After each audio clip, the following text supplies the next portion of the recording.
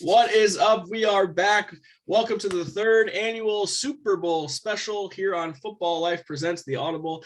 I am your host, Randy Hammond, alongside my co-host, Matt Bushnell. We're going to have a number of guests joining us as the show progresses here. We already have Corey Decker hopping on here. I'm going to go down the line, ask everyone how they're doing. But Matt, I got to start with you, bud. How's it going? We got a big game on Sunday.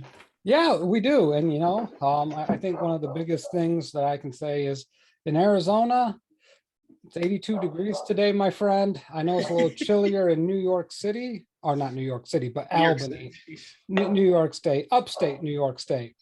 And I know you had some snow meltage today. So congratulations. Yeah, well, you're going to make some people upset by saying New York City with me. So they'll get over it. I don't worry about people. That's the thing about me, sir. I just do what I need to do. That's right. I will argue I'm a New Yorker to death. And almost 50 degrees today. So a lot of ice and snow melting. We got to love that. As you see on your screen, Corey and Vince joining us for our Super Bowl special. Episode 96 of this Audible. We're almost at 100, Matt Bushnell. So we're going to have all these guys probably back for a special edition for that. But Corey, I'll start with you. You got your Larry Fitz jersey on. You're also out in Arizona. How you doing, man? Thanks for joining us. Thanks for having me on. It's really something. I don't know if Matt ran into this, but I just broke my back shoveling sunshine out here. It's such a pain. Such a pain. Right, well, Corey's muted for the rest of the show, so enough of that nonsense. Vince, you also have some warm weather comment you want to make towards me, I assume? Yeah, it was freezing today in low 60. So, I mean, I hear you, man. I can totally relate to what you go through every winter. Vince is in some kind of echo chamber too, which is really adding to his aura. He might be in the subway trapped with the rats. Maybe that computer had too much of Dong City last night. So, and it's crazy because we're going to have guests that cover sports that had some news today, including Vince and Henry, who have baseball typically on Dong City. And we're having some Manfred news that came out today. And then basketball trade deadline, we're going to have Jacob and Leon on. I don't know how Leon has time for us with his Nets involved in the mega trade today. A lot of sports happening, but we know football is king, and we are going to continue with that. But before we move on and to any of the news, Matt Bushnell, number 96, episode 96, this is a defensive tackle number, if there is one. And I'll just say the first one that comes to mind for me is Barry Cofield. Used to be a stud DT for the Giants back in the day, and I was definitely angry when he left, but really good player in his own right. So who do you got for number 96? I think I know where you're going with this one. Do you? I mean, I'm going to go Alex Brown, defensive end for the Bears. Who do you think I was going with? I thought Eddie Goldman wore 96, but if they cut Eddie Goldman tomorrow, I throw a party. All right, I just thought I was trying to think where your brain was going first, and that's not what happened. So that's okay. All right. Well, as you see, Leon now joining us here. Leon, he's connected to the audio, but I'm pretty sure he can hear me. Look, you got football on the show here, but the Nets with a massive trade today. How can you possibly make time for us today? Well, do we not have Leon? I think Leon is. This is the Super Bowl special, folks. This is hectic. This is going to be one for the ages. All right, Matt. So let's get into the news then. I'll touch base with Leon throughout the show, and we'll get his thoughts as we progress. But we have some news. We're going to touch on coaching hires, and the last one we talked about was Josh McDaniels with the Raiders. Now all of the coaching positions have been filled. Let's start in Jacksonville, Matt Bushnell. Doug Peterson is the guy that they decided to hire. Obviously won the Super Bowl with the Eagles 4 years ago now. I think it's a strong hire for Trevor Lawrence, but ultimately I think the Jags process is chaotic, and I don't think they got their number one guy, but I don't hate the Peterson hire here. Yeah, to me, when your team sets up as Byron Leftwich was the number one, coming into the hiring season, and you just go from rumors that Balky's going to be fired. It was disorganized, disjointed. We really didn't know who was going to be named the head coach of this team, when really it should have been Leftwich, in my opinion. Peterson offers some comforting things, but I think what we're seeing from the Andy Reid coaching tree is the inability to adapt. I don't think Doug Peterson adapted when it came to Philadelphia and when they got Jalen Hurts. I can tell you right now, Matt Nagy did not adapt at all in Chicago with Mitch Trubisky and Justin Fields. And then Frank Reich in Indianapolis. It's kind of hard to judge. I think he probably has the second most success behind Peterson. But really that Carson Wentz trade, which he was really the driver of, it's looking bad. So we start taking a look at the Andy Reid trade. Doug Peterson's a retread. Don't love it. Yeah, to me, it speaks volumes on the Jaguars' sort of dysfunction down there, considering that a few of their head coaching hires just dropped out of the race and said no thank you on that. So don't hate it, but don't love it at the same time. Leon, do we have you now? Can you hear me? Yep, I can hear you. All right. Well, he figured out the audio issues. And look, your Nets make a massive trade today. I don't know how you could possibly make time for us, but it's good to have you. How you doing? Doing pretty good, brother. Yeah, big trade went down in the NBA. I'm very shocked that it even happened, but I'm glad to talk some football. I know big game coming up. My guy is in it, and I'm super excited. Yes, and we're happy to have you, of course, and it's good to see you. And it looks like Vince might have connected to a microphone there. So, Vince, I'll toss to you here on the Doug Peterson front. We faced Doug Peterson quite a bit as Giants fans here. What do you make of him in Jacksonville? First of all, can you hear me now? Yes, I can. Okay. Yeah, I was going to talk shit about weather, and I lost that opportunity. So, Womp, womp, womp. yeah. So I'll pass on that. Doug Peterson. I liked Doug Peterson. I think you always bring up a good point about Frank Reich, that kind of was, maybe he was the brains behind the operation. That Eagles team was electric when it was in the Super Bowl and made that run against the Patriots on offense. It destroyed. I mean, we've never seen the Patriots defense get destroyed like that in the Super Bowl. So overall, I like Doug Peterson's body of work. I think I understand why the Eagles let him go, but I also kind of felt like maybe that shouldn't have been the end of his career. So I like it in that regard. I'm totally with Matt, though, just in that Byron Leftwich was like a no-brainer deal for the Jaguars, and I have no idea why that did not happen. It makes no sense to me. Just seems like the Khan family and a number of other factors, maybe Balky, kind of messed that whole situation up. So and that's how you get end up with Peterson. Like I said, I don't think it's the worst hire in the world, but it sort of doesn't move the needle for everyone, I would say. It looks like now we have Lucas on the call here today. Lucas, you're also a familiar face here. We don't have any new guests. All you guys are recurring. We gotta love to see it. We got firsthand Audible experience. Lucas, it's good to see you. How you doing? Pretty good, guys. How you doing? Good. Well, I'm gonna just start with you on the next head coaching hire, since you faced him, and then I'll get Matt's thoughts because he coached his team. But the Texans deciding to hire in-house with Lovie Smith. I think the Texans also have a very dysfunctional process as well with how they hire things. And Lovie Smith, I think has had an up and down career since he left the Bears, probably about 10 years ago now. So Lovie Smith at the Texans, is this another one of these David Culley situations where he's going to get fired after a year, or do you think that he actually has a chance to help build something there?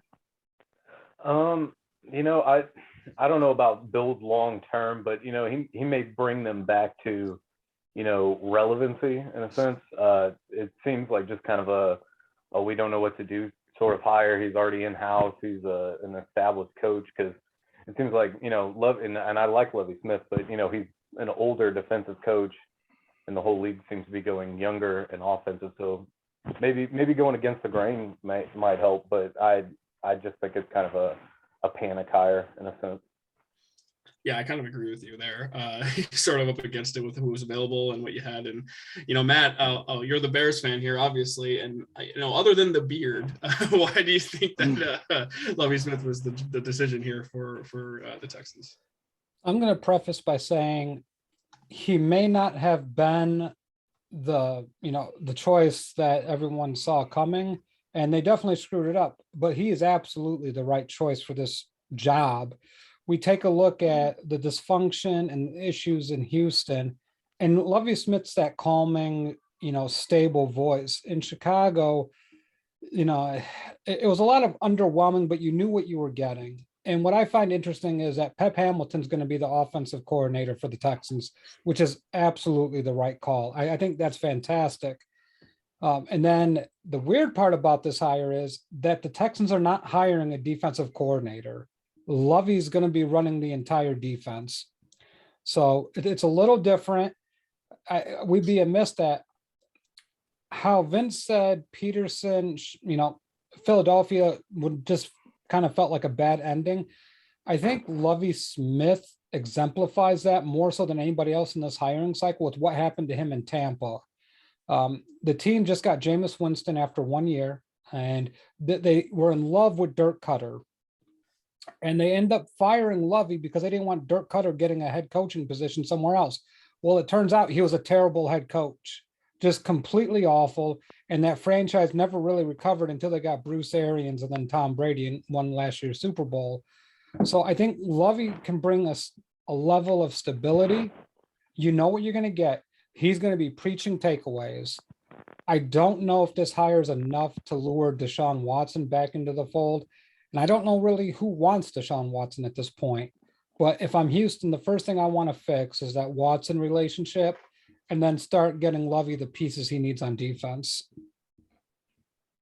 Yeah, you're right. I mean, I don't know the long-term chances that Lovey's going to get, but I do think you're right. The veteran leadership that he has, the experience he has, is going to be good for a roster that's sort of in transition mode. And I think the Texans are going to remain competitive and maybe not win a ton of games, but at least be respectable. And I think he was a big part of that last year. So I don't hate the hire either for the Texans. So if you're watching us live on Facebook, you see we have another familiar face that just joined us, rocking his New York Jets gear, Jacob from the Step Back Over Basketball Life. And we have both Audible. We have all kinds of podcast representation here now. Jacob, also upstate New York, by the way, so we can at least get some more cold weather here. How's it going, Jake? I'm over it. You're over it. I'm over Okay. it, man. All right. Well, I think, it's funny. We're talking about the Super Bowl, and so many of us root for teams that are not even close to being in the Super Bowl. And I can't help but to think of that when I see your Jets jersey, Jake. So I'm so sorry about that. But it's not you. It's not just you. It's okay. Leon is essentially in the Super Bowl with Matt Stafford, just for the record. No, let's stop that. I mean, he basically said it. He said it. Nah. Not at all. I'm surprised we don't see a Lions number 9 jersey for the record. I thought for sure he was breaking it out. No, I figured I'd give you the studious look today. Very professional. Right. Very professional. Absolutely. I love the collar.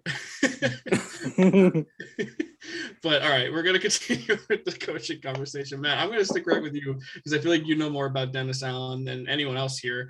But he gets the Saints job after the Sean Payton retirement announcement. And he was the defensive coordinator, seemingly the Tom Brady stopper, had previous head coaching experience. So it makes sense to promote within for the Saints here. And I think this is not a home run, but ultimately like a really good move for them. Yeah, I think the move's okay. I mean, Dennis Allen is a defensive guru. A lot of people are going to point to his, I believe it was 8-28 record or something like that with the then Oakland Raiders. I don't have to put $1 in the jar because they were in Oakland during this time. But Dennis Allen was a largely unsuccessful head coach there. But when you take a look at the Raiders at that time, it was largely dysfunctional, really a rudderless direction of a franchise with Al Davis close to passing away and Reggie McKenzie really not doing much there. So I like this move for Dennis Allen and the Saints for a couple of reasons. One, that defense is going to stay cohesive. The salary cap is not going to be pretty for this team.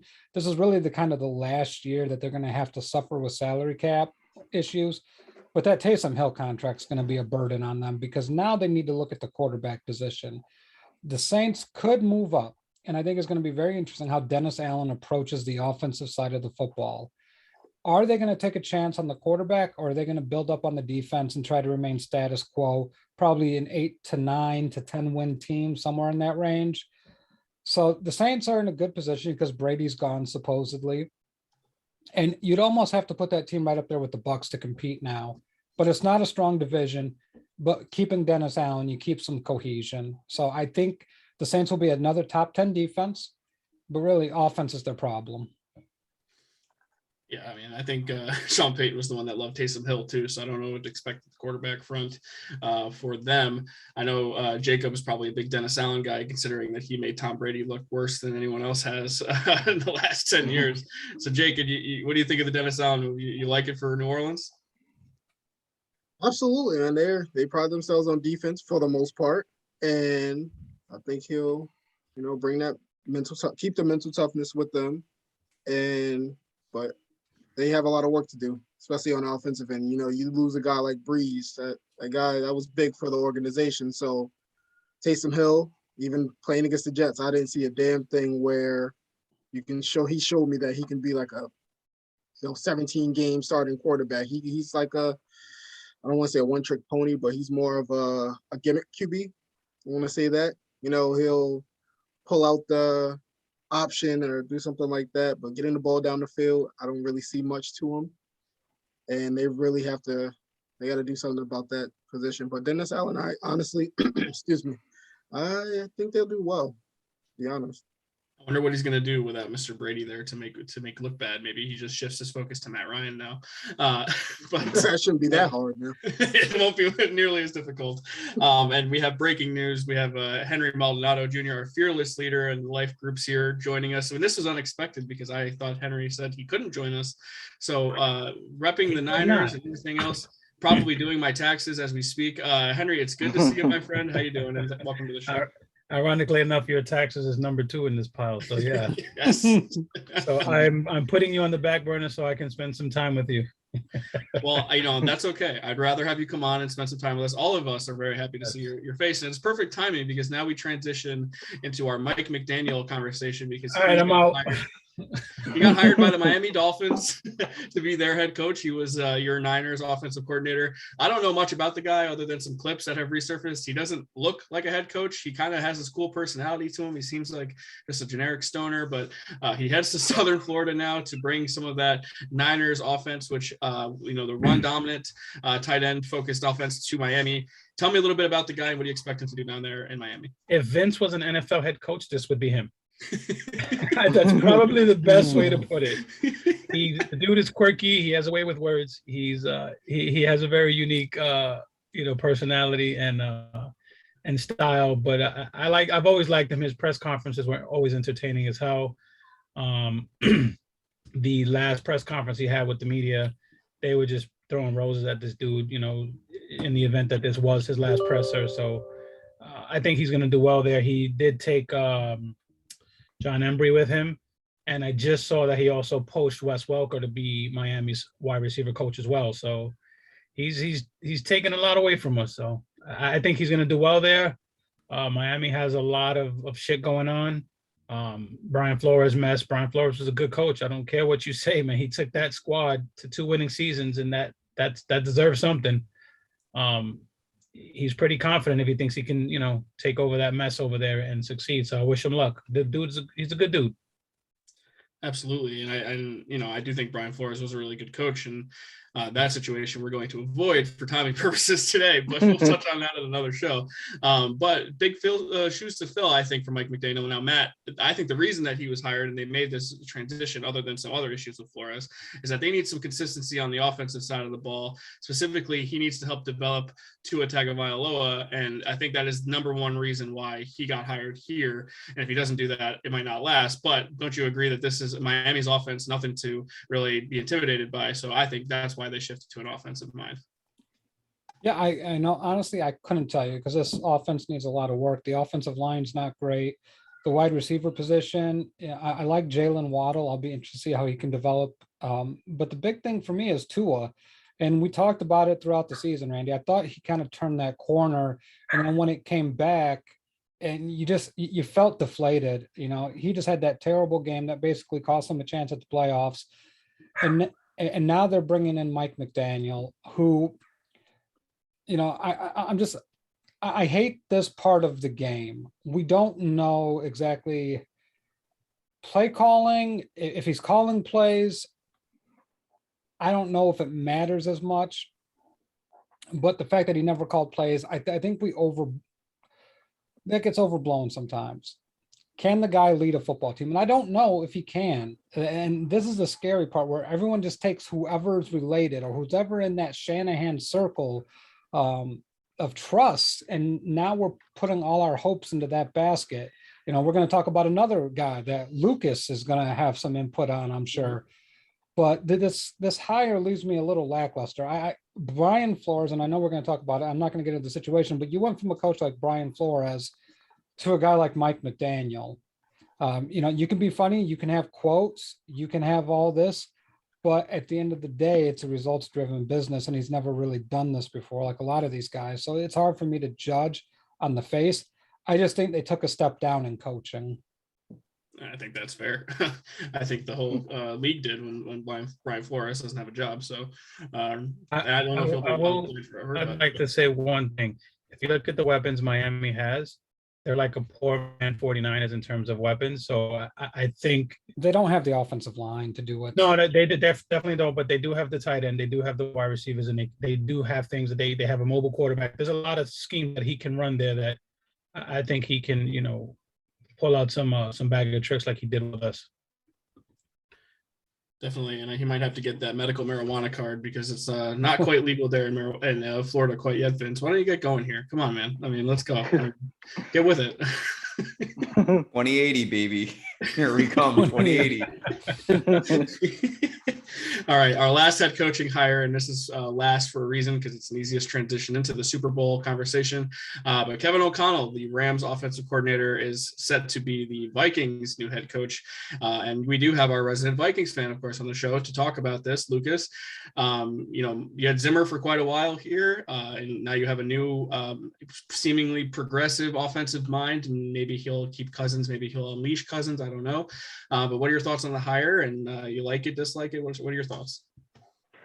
Well, it was obviously a more drawn out process, and they wanted to get exactly who they wanted, brought in everybody from Jim Harbaugh to seem like every coordinator in the league except for Byron Leftwich and Eric Bieniemy for some reason. But all in all, I do like the pairing with our young GM. I think it's also a good pairing for potentially a young quarterback to come in. I think it's up in the air with Kirk, at least for this season. I think they will ride it out with him. That's such a big cap hit. It's going to be hard. You're going to have to at least eat some of that if you move it, So I think they'll just ride it out with him this year and O'Connell. And I think he will bring something good for that. But I think he is there for a quarterback that I think they will draft this year, actually. Did you think for a second you were going to end up getting Harbaugh? Because he was in the building and it seemed like they were going to make an offer. Yeah, I mean, it seems like when you first hear the first thing that came out was he's going back to Michigan. So you figure, oh, they ruined it, which I mean could potentially still be what it was. But it seems like as you hear things coming out that they chose O'Connell over him. He was in the building for 9 hours and no offer was made, and I think he just went back to Michigan. But yeah, I that day I definitely thought Harbaugh was going to be our coach for sure. So yeah, I mean, yeah, and that was the direction I wanted them to go. But all in all, I think this is probably the I don't want to say the better hire. I think Harbaugh would have been the more exciting hire, and I think he would have made us competitive quicker. But I think this is a better long-term hire, probably. Yeah, I definitely agree because you still have he's young and really what we see the trend wise in the hiring process is that all of these guys are pretty young for the most part, all under 50. Most of them are closer to their 40s than their 50s, so definitely a trend there. And you have what I like the comparison, and maybe this is a reach by me, but he had worked with Cooper Kupp obviously with the Rams. Now he gets another elite receiver, Justin Jefferson. The quarterbacks, I think Stafford is ultimately better, but Cousins isn't exactly. I don't think he's too different. I think they're both pocket guys who are prone to make mistakes, but I think you'll have success. Corey, you play against Kevin O'Connell and the Rams twice a year. I know how much you love the Rams. Oh yeah. Basis. I don't know how much you know about Kevin O'Connell, but tell me a little bit about the Rams offense and what maybe the Vikings can expect when they hire a guy like this. It's really something because this was the guy that Sean McVay hired right after he came out and said, I don't want to call plays anymore. Now, we've joked about Jared Goff being, SpongeBob, and Sean McVay is over giving him all the answers. Well, O'Connell did the same thing with Goff. He came to the Rams in 2020. The Rams have had a lot of they've been hit hard at the running back position, and this guy has always been able to adapt. So I really think that pairing him with Cousins is going to do a lot of good things with the Vikings. I agree. Leon, he comes to your division for your Vikings. Is he striking fear with you, or as long as they have Kirk Cousins, it really doesn't make a difference? Well, for one, I won't take this golf slander any longer. Two, Considering kneecaps are going to be gone next season, I'm not too worried about O'Connell and his offense, because although you look at the history he might have with Cup and those receivers, and granted, Minnesota receivers are very good, Jefferson and Thielen, who didn't even have a full year. But the defensive side of the ball is really lacking. And Minnesota really doesn't have a history of any type of success, or really a good state for a choke job. So I'm not too worried about. You gotta be there to choke, Leon, man. You gotta be there to choke. Touche. Matt Bushnell, NFC North rivalry. You want to chime in? Yeah, I mean, to me, I go back to this, and I said this, I've hammered this point in so many chats.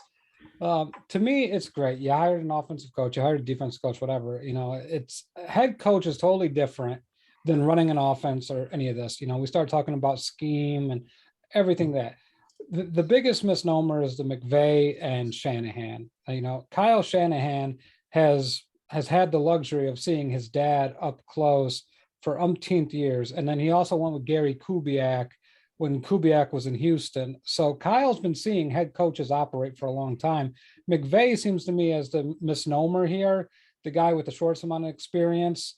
And then we get to LaFleur, who just landed in the coziest of cozy situations. But it seems like this team, the Vikings, are trying to recreate what the Packers have done by hiring a McVay guy.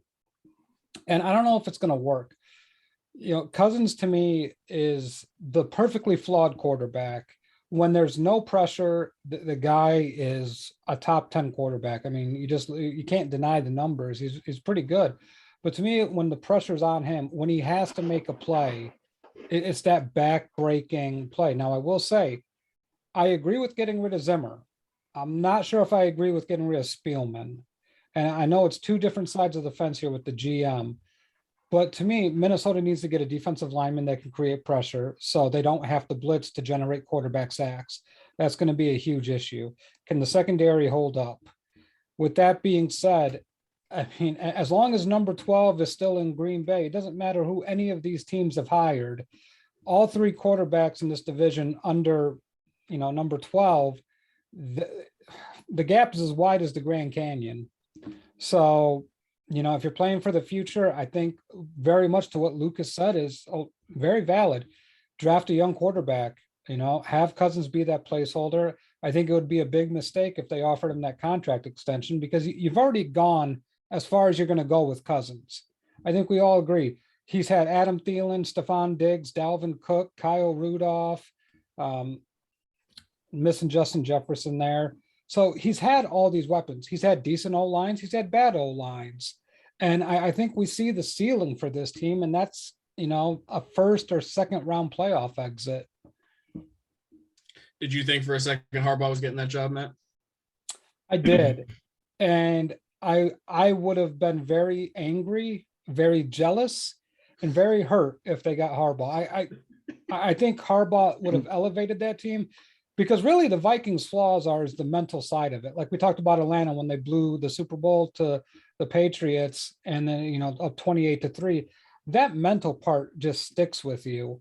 Harbaugh's the type of guy where he's just going to beat the hell out of you. And then eventually it's going to get beaten out of your brain. And the only thing you're going to think about is contact. So to me, the Vikings lost so many close games. And when a team starts thinking about all the what ifs, it can carry into next season. And that's a problem. Well, Michigan can have those what ifs for the rest of time. So good for them on that. Happy for Vince there. And Henry can speak to that probably better than anybody with the what ifs with Harbaugh. So look, when Matt was talking about, the quarterback there, I'm like, is he talking about Jimmy G? Who is he talking about? Like everything he was describing, I'm like, who the fuck is he talking about? Like yeah, he's talking about how the divisional rounds, the ceiling for the Vikings, but with Harbaugh, so that means they'll lose a Super Bowl instead. Like he's still not going to win a Super Bowl. So well, they'll win. I will say that it wasn't Harbaugh's fault, but it was his fault because he leaned on Greg Roman. And Greg Roman refused to run the ball at the 1 yard line. Yeah. 4 straight downs with Hall of Fame running back Frank Gore in the backfield. I'll never not one RPO with Cat. Like That's You have ridiculous. Kaepernick, you have Frank Gore, and you run 4 passing plays to sorry ass Crabtree. Well, let's not forget they were down 1,000 in that game. Like it's not like that was the one. Like they were down 20 points at one point. But they came back. Beyonce's check cleared. It would have been the greatest comeback ever. Hmm. Everything fell at the 1 yard line, like you said. You have Kaepernick running RPO. You have Frank Gore, for fuck's sake. Run the ball. Yeah. Somewhere Marshawn Lynch is rolling his eyes. I was gonna say that sounds awfully familiar. A little later on. No, they were good with passing there. They're good. What is with the NFC West and just absolutely blowing it at the goal line when it matters most? Everyone except the Cardinals, you have to get there in order to blow it. Well, if memory served me right, Corey, and I'm sure you love this memory. Right before halftime, the Cardinals are what, on the 10-yard line, 5-yard line, and Warner throws a pick six to who else but James Harrison. Oof. Oh my God. I'm gonna Google how to cancel you guys, man. That's why are you bringing that shit up? Hey, Harbaugh is probably good in Super Bowls where the power stays on. You know, that was probably it. I'll say this. If there's a division that's great at losing Super Bowls by making dumb mistakes, it's the NFC West.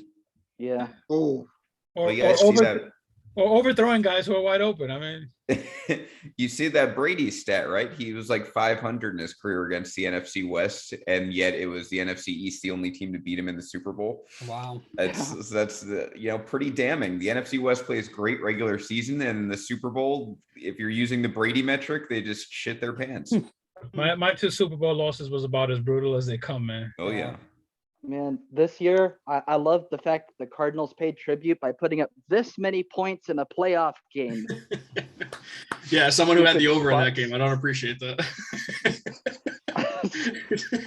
You screwed my 4-game parlay, my 4-game parlay with that one. So I really appreciate the Cardinals for doing that. Okay. Well, there is one late game left to bet on here in the football season. It is Super Bowl 56. It is finally time now to talk about it. The Rams and Bengals. It is one of the weirder matchups I can remember, but it is still a really great game on paper. I really do think that. I don't think the storylines are quite like the last 2 years, but nonetheless, I do think we're in for a really good one here. The Rams open up as a 4.5-point favorite in their home stadium, but they are the away team for whatever reason. I think the Chargers or the AFC representative would have been the AFC representative. So therefore, the Rams are wearing their away uniforms, but they still get to stay in their home locker rooms. So it's a whole weird situation out there in Los Angeles at SoFi Stadium. But before we get into the game, the Super Bowl is a spectacle. It's not just one game, everyone just blah, blah, blah. It's like, it's a whole thing. It's for casual fans. It's a whole day. And obviously it's a day that people look forward to. So every year for me, I look forward to it. I throw a big party. I hang out with my friends. I really get into it. I mean, a lot of you guys we've had on before and kind of go through with what some of your traditions are. I would say my only main tradition is that I make buffalo chicken dip every single year, no matter where the party is, what I'm doing. Everyone tells me I have to make it wherever I go, whether people are coming over or I'm going there. That is the tradition. It doesn't matter where I am. That is it. I make it pretty good. I would say, like, I'm not quite saying I'm a chef like Johnny or anything like that in food life, but I think I got it down at this point where it's pretty good. So I want to go down the line. I want to get some of your Super Bowl traditions, what you guys are doing for game day this year. Matt, you're the guy. You're my co-host. We've been rocking all year long. I'll start with you. You're laying low with the kiddos, or you got any plans this year? Yeah, no, I gave up the Super Bowl parties a long time ago. When you have this many kids, there ain't no going out. You're tired all the time. But we're gonna do buffalo wings. We're gonna do nachos, some pizza, and just low key. And I'm gonna pick somebody that's probably gonna lose the game, but that's okay. Well, that's just typical each week for the show. So right. One of us is gonna be wrong about something. That's okay. You can't be afraid of it. All right, Corey, in my Zoom setup, you're on the top row here, so I'll continue on with you. Do you have any Super Bowl traditions, and what do you got going on this year? I mean, not a ton of traditions. This year I'm going to be going over to my dad's, which should be fun because it's like so political. He doesn't want to watch the Super Bowl, but he's having a party. I don't get it. But I'm planning on making ribs. I'm probably going to end up making 5 racks on Saturday.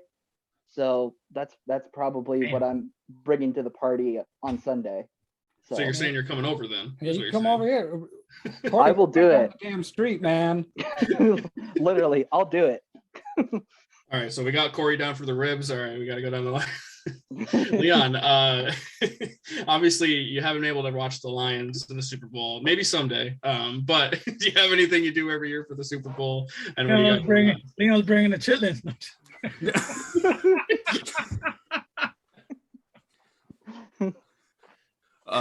No, I usually hang out at a friend's house, but since they actually moved this past winter, I think I'm gonna just go out and maybe go to the bar and bring out some boxes and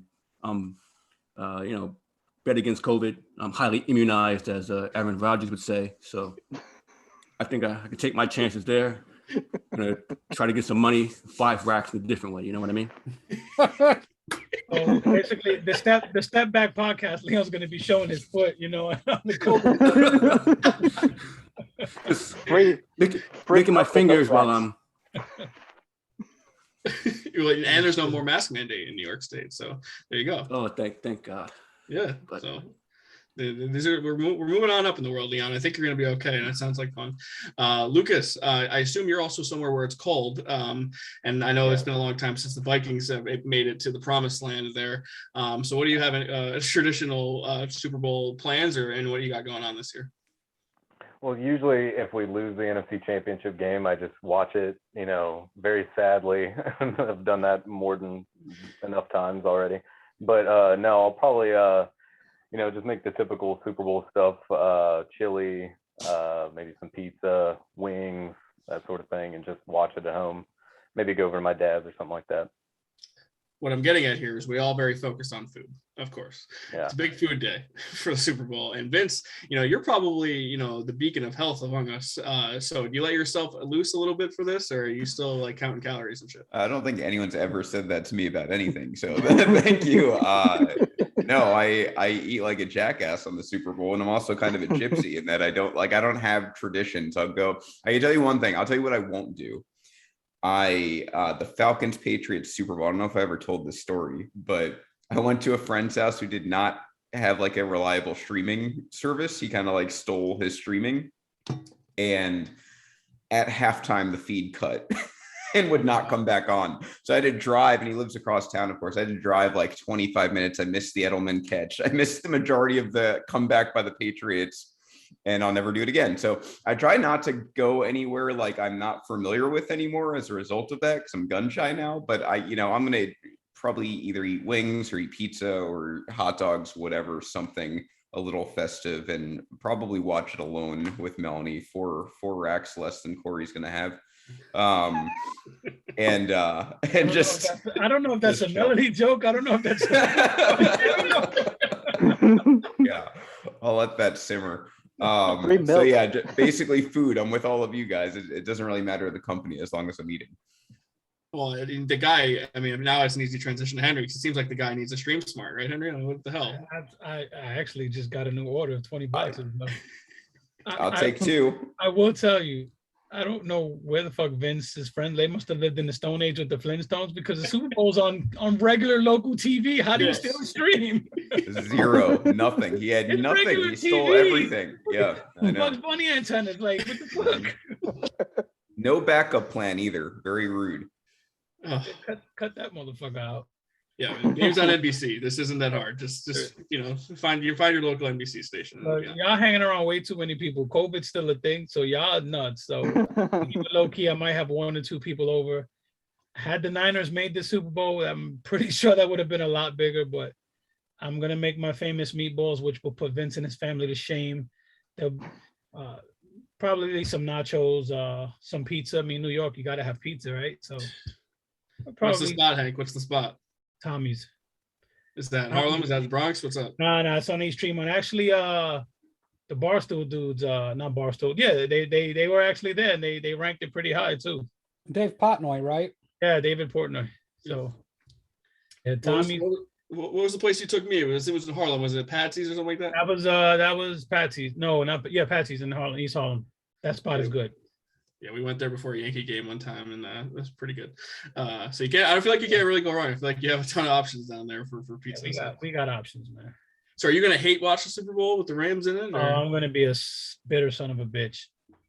And I'm gonna be bitter, and I'm gonna enjoy it, because let me tell you, The Rams are going to jump out to a lead, and then they're going to choke. Stafford's going to throw a big interception, and they're going to choke. It's going to happen.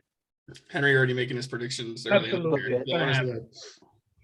Hey, Lucas has got the experience of watching the Super Bowl with his team losing the championship game, so he can speak on that. Yeah, so I got every which way to lose. I've got every experience in every sport. So. And I feel like Jacob, I remember vividly the Jets losing 2 AFC title games, and you having to watch the Super Bowl 2 weeks later. But we're not going to talk about Mark Sanchez or the Jets. We don't have to do that. But any traditions going on? you got anything going on this year? What's up? No, just relax with the kids. Pizza, wings. They might make me make macaroni and cheese. I don't know. It depends if I feel like it. Just hoping to see a good game. It's playoffs. What's playoffs? What's Super Bowl? What's playoffs? And I'm hoping for 6 games and, be competitive. That's all I'm hoping for now when it comes to my team. But this is going to be a good one. I really think so. But food-wise, just going to keep it low. Try not to eat too much, which is bullshit. I'm going to pig out. I'm going to gain like 8 pounds. And but I'm ready for it, though. This is a good time of the year. That upstate pizza ain't it. I was just going to say. It ain't. Nah. Me and Jake got to deal with this upstate pizza situation, so we don't have options. We just got to find a place that's decent and run with it. Yeah. Gentlemen, I know most of you have wives and girlfriends. Some of us only have wives. So with that being said, I mean, the biggest thing here is 2/13. That's the day of the Super Bowl, right? Mm-hmm.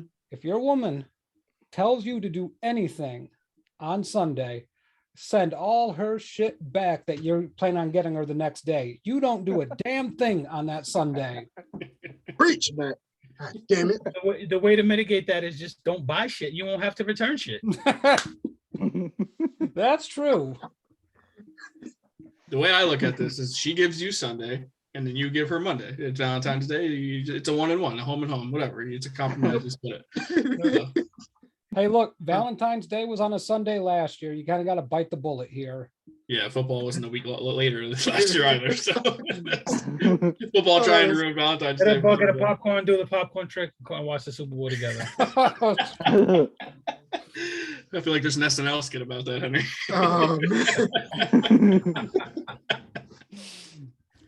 Hey, but I don't know about you. My fiance likes food and likes to drink, so she's gonna have a good time at this. She's gonna enjoy the commercials, and it's a spectacle. It's beyond just football fans. That's why the Super Bowl is partially such a special day, and it's a cultural event beyond just a game. But now we had to talk a little bit about a game, because there's a big game happening.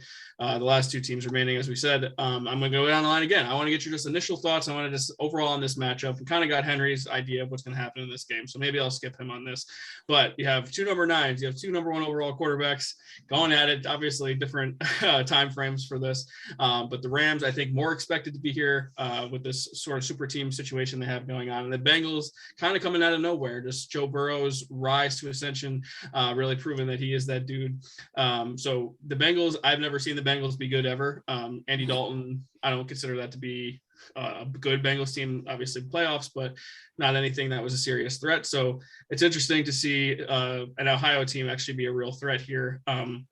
Matt, I always start with you, so I'm not going to start with you. Corey, I want to get your thoughts first on this matchup. Just, Bengals, Rams. I know you obviously hate the Rams, but overall on paper, I feel like this should be a really good game. Yeah, I think that the main storyline in this is going to be in the trenches with Aaron Donald. If the Bengals can actually get Joe Mixon going and get around Aaron Donald and set up that play action, outside of Jalen Ramsey, the Rams really don't have much in the way of corner. But on the same side, you look at the Bengals defense, and they gave up a ton of points their last couple of games, somehow shut down Pat Mahomes. I mean, it's hard to predict, because there's a lot of ways that this can go, and both teams have a lot of ways to kill the other. So it should be a decent matchup. Yeah, I agree. And Vince, we have some people to root for, people to hate. I'm wearing my Odell jerseys. I'm always going to love Odell. But then you have Eli Apple on the other side, who is probably one of the most dislikable Giants who we've had in recent memory. And then BJ Hill, a guy that I've always kind of liked on the Bengals as well. So we got some former Giants in the big game here. And what are your thoughts on the matchup? Yeah, my heart after all of this actually goes back to Odell, which I kind of didn't expect because I've talked so much shit about him over the years, but I would genuinely be happy for him if he won the Super Bowl. And I think it's going to happen. It's so funny. 2019, I was sitting in Cincinnati staring at the Bengals stadium, October. They hadn't won a game yet. And they go 2-14. And I just thought to myself, I was like, this must just be the worst fucking feeling to be a Bengals fan. Like, you're just never going to be good. They have the first pick. They're going to blow it. Joe Burrow has small hands. Like, all of these thoughts are going through my head. And then I see Joe Burrow at Times Square when he's picked for the Heisman. And if you had told me that less than 3 years later, the Bengals were going to be in the Super Bowl, like, it's that part's insane to me. And no matter what happens, I think that's a great story. The two things that really, really scare me for the Bengals, one is that I don't think they've faced an offense like this in the postseason yet. Titans, Raiders, they've faced, like, they're not bad offenses, but they're also not the Rams. And the other thing is that Bengals O-line gets talked about every single game, how it's going to blow it and like Burrow can't possibly survive it. And then they somehow survive. But now you're facing the Rams defense. So it's just, it gives me, Randy, a little bit of the Bucs Chiefs vibes from last year, that kind of matchup where the Bucs really did just tear apart the Chiefs eventually because of that mismatch on the lines. And that's what has me worried about this for the Bengals. It's house money. I think they're both great stories. I don't have a problem with either team. Like I said, I'll slightly be rooting for the Rams because of Odell. I have this gut feeling it's going to be a very mediocre game, though. I don't think it's going to be that good. I think you and I have a similar thought here, but yeah, I would say that the Chiefs offense was nothing to sneeze at for the Bengals, but I do think it's a better matchup for them because I don't think the Chiefs have this defense that the Rams have. So that point is certainly taken there too. Very true. And kudos to the Bengals. I mean, Chiefs had scored 42 back-to-back going into that game, and they were at home. So they're absolutely warranted. They did show up there. If you want to turn the does lightning strike twice narrative, I could buy that too. Bengals defense has been great. I just don't know. This is a team that's really good on offense and defense. I don't think we've seen that combination yet that they've had to overcome. Yeah, I think you're right about that too. Because even the Titans had a great defense. They have Ryan Tannehill, so not great there. But Lucas, let's move to you now. Just initial thoughts on this matchup here. You battle number 9s, number 1 overall picks. Aaron Donald, ton of interesting one-on-one showdowns here. But overall, your thoughts on Super Bowl 56?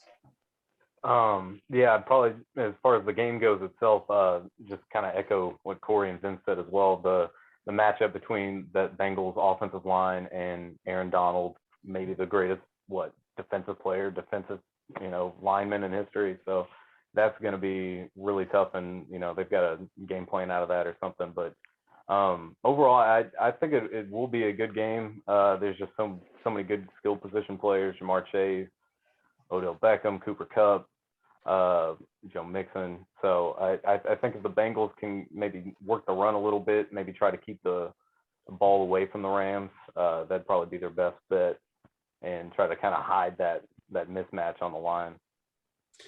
You remember week 1, Lucas, when the Vikings lost to the Bengals and everyone made fun of the Vikings, especially And I immediately was like, the Bengals are a good team. Yeah, I said, wait, hold on, the Bengals. maybe it was just me defending that loss a little bit, but out of that game I was like, they had so much good energy, and I mean, Jamar Chase tore us apart in his first NFL game, and if that fumble call goes our way for Dalvin, I mean, if they call it on the field differently, we'd probably keep the ball and miss a field goal and lose that way, but yeah. I do remember that being a big deal, and Matt Bushnell specifically saying the Vikings losing to a bad team, and then of course the Bears won. So the following week, and that was a big deal too. So Matt, I'm going to come to you in a second, but first, I think we're all waiting to hear Leon Tompkins' thoughts, because for more than a decade, Matt Stafford was the quarterback of the Detroit Lions, and was really, I mean, I think I think he was really a great quarterback, and honestly just kind of wasting away in Detroit. I don't know if you share the same thoughts, but I'm happy he's getting this opportunity. I'm happy he made it this far. And really, it's an indictment on Detroit for really just ruining every great athlete seemingly they ever have, unless they're on the Pistons, but it seems like, or the Red Wings, I guess. But it's why did the Lions do this to these people? And are you and the rest of the city really rallying behind Stafford here? I think a good percentage is rallying behind him. You know, there's a good joke with the Detroit Rams like shirt. They got the lion with the Rams head, and you know, you get the viral video of the Stafford fan when he made the comeback against the Bucks. So, Yeah. I mean, I think a good percentage are rooting for Stafford. It's kind of like you don't know what you got until it's gone, because while he was here, you know, they blamed him for a lot of games, you know, sidearm nonsense. He chucks the ball down the field. He makes a lot of mistakes, but that's what you want when you're a gunslinger. You know, you got to take risks in order to risk reward. As far as this game is concerned, I know the Rams offense gets talked about a lot, but the Bengals offense is really like not, there's no slouch. You look besides Chase to T. Higgins. I know Zoma's hurt, but once you get past Ramsey, I mean, this guy put up a 500+ yard game and one of the elite kickers in the game. So you win the coin toss, you get this long halftime show. Unless the Rams come out hot, I mean, the Bengals, you get them in the first half, you know, you get the Stafford might work his second half magic, which I've seen plenty of times. So the Bengals get the ball first, really get the ball rolling. I think you could be in for a good game. The Rams get the coin toss and they start hot. I don't know if Burrow, as cool as he is, will be, you know, have enough to catch up. And oh, good, we're still on Facebook because I gave Henry the finger the first time, so I'm going to do it again. I love you too, brother. and no love to Tyler Boyd. And my whole fantasy team was named after Tyler Boyd, and he's a really good number 3 option there for the Bengals. So your point is well taken on that offense front. Absolutely. Matt Bushnell, I'm going to come to you just to mix it up a little bit here so it's not so predictable in the order here. I know that we've talked a lot about both of these teams on the show all year long, and we've obviously every step of the way. The postseason been so impressed with Joe Burrow. We had different opinions on the Rams postseason success. You know, I think we both thought they got a little bit lucky against the Bucs, but ultimately were able to pull it out. And then the Niners doing what the Niners do, relying on Jimmy G too much, ultimately helping the Rams get to this point. But I'm really excited for this matchup. If you can't tell, I've said it 100 times already on the show. So Matt, I want to get you. We kind of touched on it last show, but you had a little time to marinate on it. Rams, Bengals. What do you think? All right. Well, finally, I get to talk about Joey B. All right, gentlemen. Let's just break down some numbers here. I don't know who's going to win until after the coin toss. The last 6 Super Bowl winners have lost the coin toss. That's all I need to know. So just get me to the coin toss. I'm kidding. It is a true stat, though. Here's the thing. I see 2 tight anuses on the Rams team. And I just see a calm, cool, collected quarterback that everyone's doubted. They doubted him in the national title game. They doubted him the entire playoffs, and everyone's doubting him again. There's a stat, and I don't know how ESPN measures it, but it's called, you know, big games. So they measure the bigger the game. Joe Burrow in his career is now 11-0 in big games. Never lost one. The last playoff game that Joe Burrow has lost was his senior year in high school, Ohio State Championship. And I go back to this thing, what the Bengals can do, and a lot of people choose to ignore it. With that banged up O-line, they still generate points. They put so much pressure on the secondary because you do have Higgins, you do have Boyd, and you also have the incomparable Jamar Chase. But no one brought up Joe Mixon, you know, a very, very good running back. What this team can do is if they start running the football, they start going downhill. And Aaron Donald's weakest point is at the point of attack where, you know, you start double teaming him and start sealing him off. A lot of people give Von Miller a lot of credit for the bend, but for a quarterback of Joe Burrow's capability, will he throw the interception? Probably, but we also know Stafford's going to throw an interception too. I think one of the easiest bets is, you know, you could bet on Burrow or Stafford. I think both of them throw interceptions.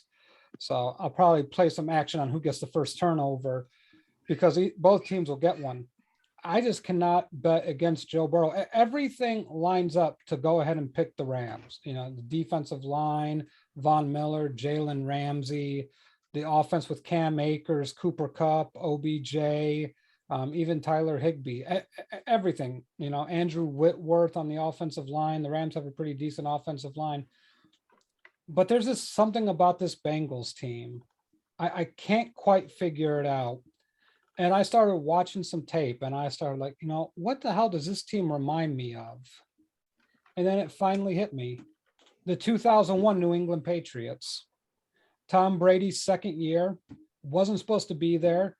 Patriots were, you know, shouldn't have beat all these teams. So I go back and I watch the game. It's like I'm watching the same exact damn team with better skill position players. Burrow has a better arm. It's not even in the same category as Brady was far behind Burrow at this point. But Cincinnati, low key, has a really good defensive line.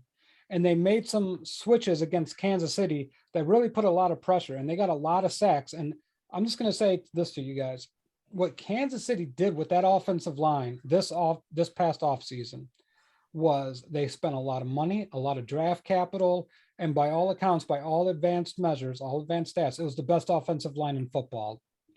And somehow in the second half, and I know I talked about it, running the football, that's all they had to do. They were basically daring them to. They got to Patrick Mahomes by only rushing 3. Stafford, when he gets pressured, he's going to throw the ball away into double, triple coverage. He doesn't really look and he panics. To me, I can't ignore all these facts. I just can't. And I'm not going to bet against Joe Burrow. I did it to Tom Brady for 5 Super Bowls. I'm not going to do it to Joe Burrow. And I'm just going to say, I think this is a team of destiny, and I'm picking the Bengals to win this one. Jeez, giving me the prediction already. I get the Patriots comparison, but that team was loaded on defense. I mean, that team was so good at every level defensively that I don't know if the Bengals are quite there. I know that they have really talented players on the line, and I think a lot of their corners have come from, you know, getting second chances from other places, and they have played really well. But I think that really was a quality defensive team that New England had. And obviously they showed it with how well they played against the Rams in that game. So I think that's probably the main difference. But the offensive point, I think, is fair. And I mean, maybe the coaching advantage will go to New England too, but I don't hate the comparison. Well, the one thing I will say, the Cincinnati team has a better defensive line than that Patriots team did. The Patriots secondary is much better than, you know, what the Bengals are going to be throwing out there in Eli Apple. The linebackers, I would give the slight edge to the Patriots at that time frame, but how the Bengals are able to generate pressure and the guys that they have, they're going to be able to get after Matthew Stafford. It's just going to happen. And I wonder if McVay is going to call the same game plan, because I go back to McVay against the New England Patriots in that Super Bowl. Terrible, just one of the worst game plans you'd ever see. There was nothing about that game that I liked. And then you can make McVay, you know, obviously it wasn't all coaching, but just some of the play calling and some of these situations that happened in the Tampa Bay game. And then that 49ers game, they should have lost. I'm sorry, but Shanahan does one of the all-time blunders in the second half. Just again, like Shanahan does enough coaching blunders. I don't know who's worse at coaching in big games, Shanahan or McVay. So to me, you know, I don't know how Zach Taylor's going to do, but I know what Zach Taylor's done. You know, so far he's 3-0 in the playoffs. And I take that with, you know, a lot of credence. McVay has a good playoff record too. But I'm going to go with Zach Taylor over McVay in this situation. But I got to be fair here. I don't know how Taylor's going to react. All right. Well, maybe the kiss of death here for the Bengals from Matt Bushnell, but you know, Henry's a little too familiar with that. So Henry, I will come to you now. I did call it. Didn't I call it? As soon as he said there it is. That's the KOD. So Super Bowl 56 here, Henry. I want to get your thoughts on it. What do you make of the matchup here? Going into the season, we had, I guess, 3 teams. Let's call them 3 super teams, right? Everyone said the Bucs, the Chiefs, and the Rams. Mm-hmm. Those teams were loaded much more than anyone else. We expected a combination of the 3 of them, maybe 2 of the 3. Everyone thought it was Chiefs-Bucs rematch. So the Rams are supposed to be here, right? No one expected the Bengals to be here. I mean, when we did the draft show a couple years ago and Jamar Chase was drafted, I loved it, and you guys hated it for the right reasons. You thought they should get a line, but I thought Jamar Chase was a home run guy, and he's proven to be just that. That Bengals offense can strike fast, just as fast as any offense. Any they can hang with the Chiefs, they can hang with anybody. Jamar Chase is that fucking dude. T. Higgins is that dude. Joe Mix, they have that young Bengals quarter of Ocho Cinco, Chris Henry. They have that, but probably better. And and Joe Burrow just has it around him. Whatever it is, he has it. And this team is destined. This is the shit that we see 20 years from now, a 30 for 30 on a team. And this is that team, the team that's not supposed to be here. They do shit they're not supposed to do. They don't have a line. They don't do it one particular thing exceptionally well. I can't go against the Bengals here, man. Everything, the Cinderella story, the underdog, everything that America loves, everything we love as sports fans, the underdog, as everything we love is the Bengals. The nation should be rooting for the Bengals. Nobody wants to see the Rams win this shit. I think a lot of the country is rooting for them, even if unless you're like a Ravens. I think the Browns fans are the one team that certainly is not rooting for them. Because if you look at how the Browns board did last year, and now they were supposed to be the team here, now the Bengals run Ohio. I think if you're a Browns fan, you're like, no, it shouldn't happen like this. But I think you're right. I think most of the country is. They have a fucking a rabbit's foot just hanging off of the whole team. Just they have it. Whatever it is, they have it. And this whole football season has been wacky. There's a lot of shit that's happened. And to have a Super Bowl champion that wasn't probably supposed to make the playoffs seems like the perfect ending to the season. Which, by the way, I've said because I thought the Patriots were going to make the Super Bowl the way the shit was going. I thought you were doing that to be a jinx. So, I still think that's the way you were doing. But, for the record, Matt Bushnell and I in our preview show for the AFC North had predicted the Bengals to finish in last place.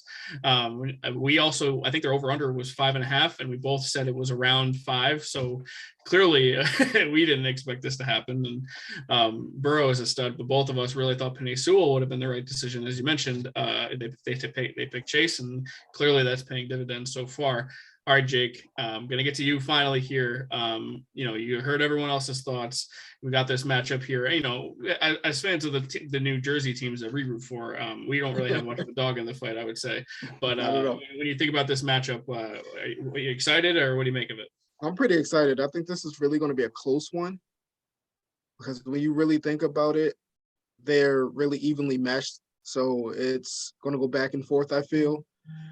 But the number one thing I think that's really going to happen is Jamar Chase is going to rip Jalen Ramsey a new one. Because as we all know, we watch football. What's the best thing? Loose football is always good football because you get out there. Bengals have nothing. Well, you have a lot to lose, but come on. Like we all said, they're not supposed to be there. So, Joe Cool, he got that name for a reason. Everyone's going to be playing loose. And what I've noticed about the Bengals is, and watching tape, see, Matt, I'm learning stuff from you. And what happens is when you play to Joe Burrow, when they're going to play to Joe Burrow's strengths, which is, throwing those short routes. And with Jamar Chase, he can use his athleticism to actually get, his yards after the catch. So you throw these hitch routes, he's really going to gain, 10, 15, 20. He's going to make a few big plays. And I really think that's going to be the difference. I think they're going to be able to neutralize Aaron Donald. Leonard Floyd might be a problem because he came on strong now. And, you got to worry about the defensive line. But you put Burrow down, but he's also can get out of tough situations. He's really elusive, for the most part. If you get him out there, he showed it against the Chiefs. You think he was going down? Nope.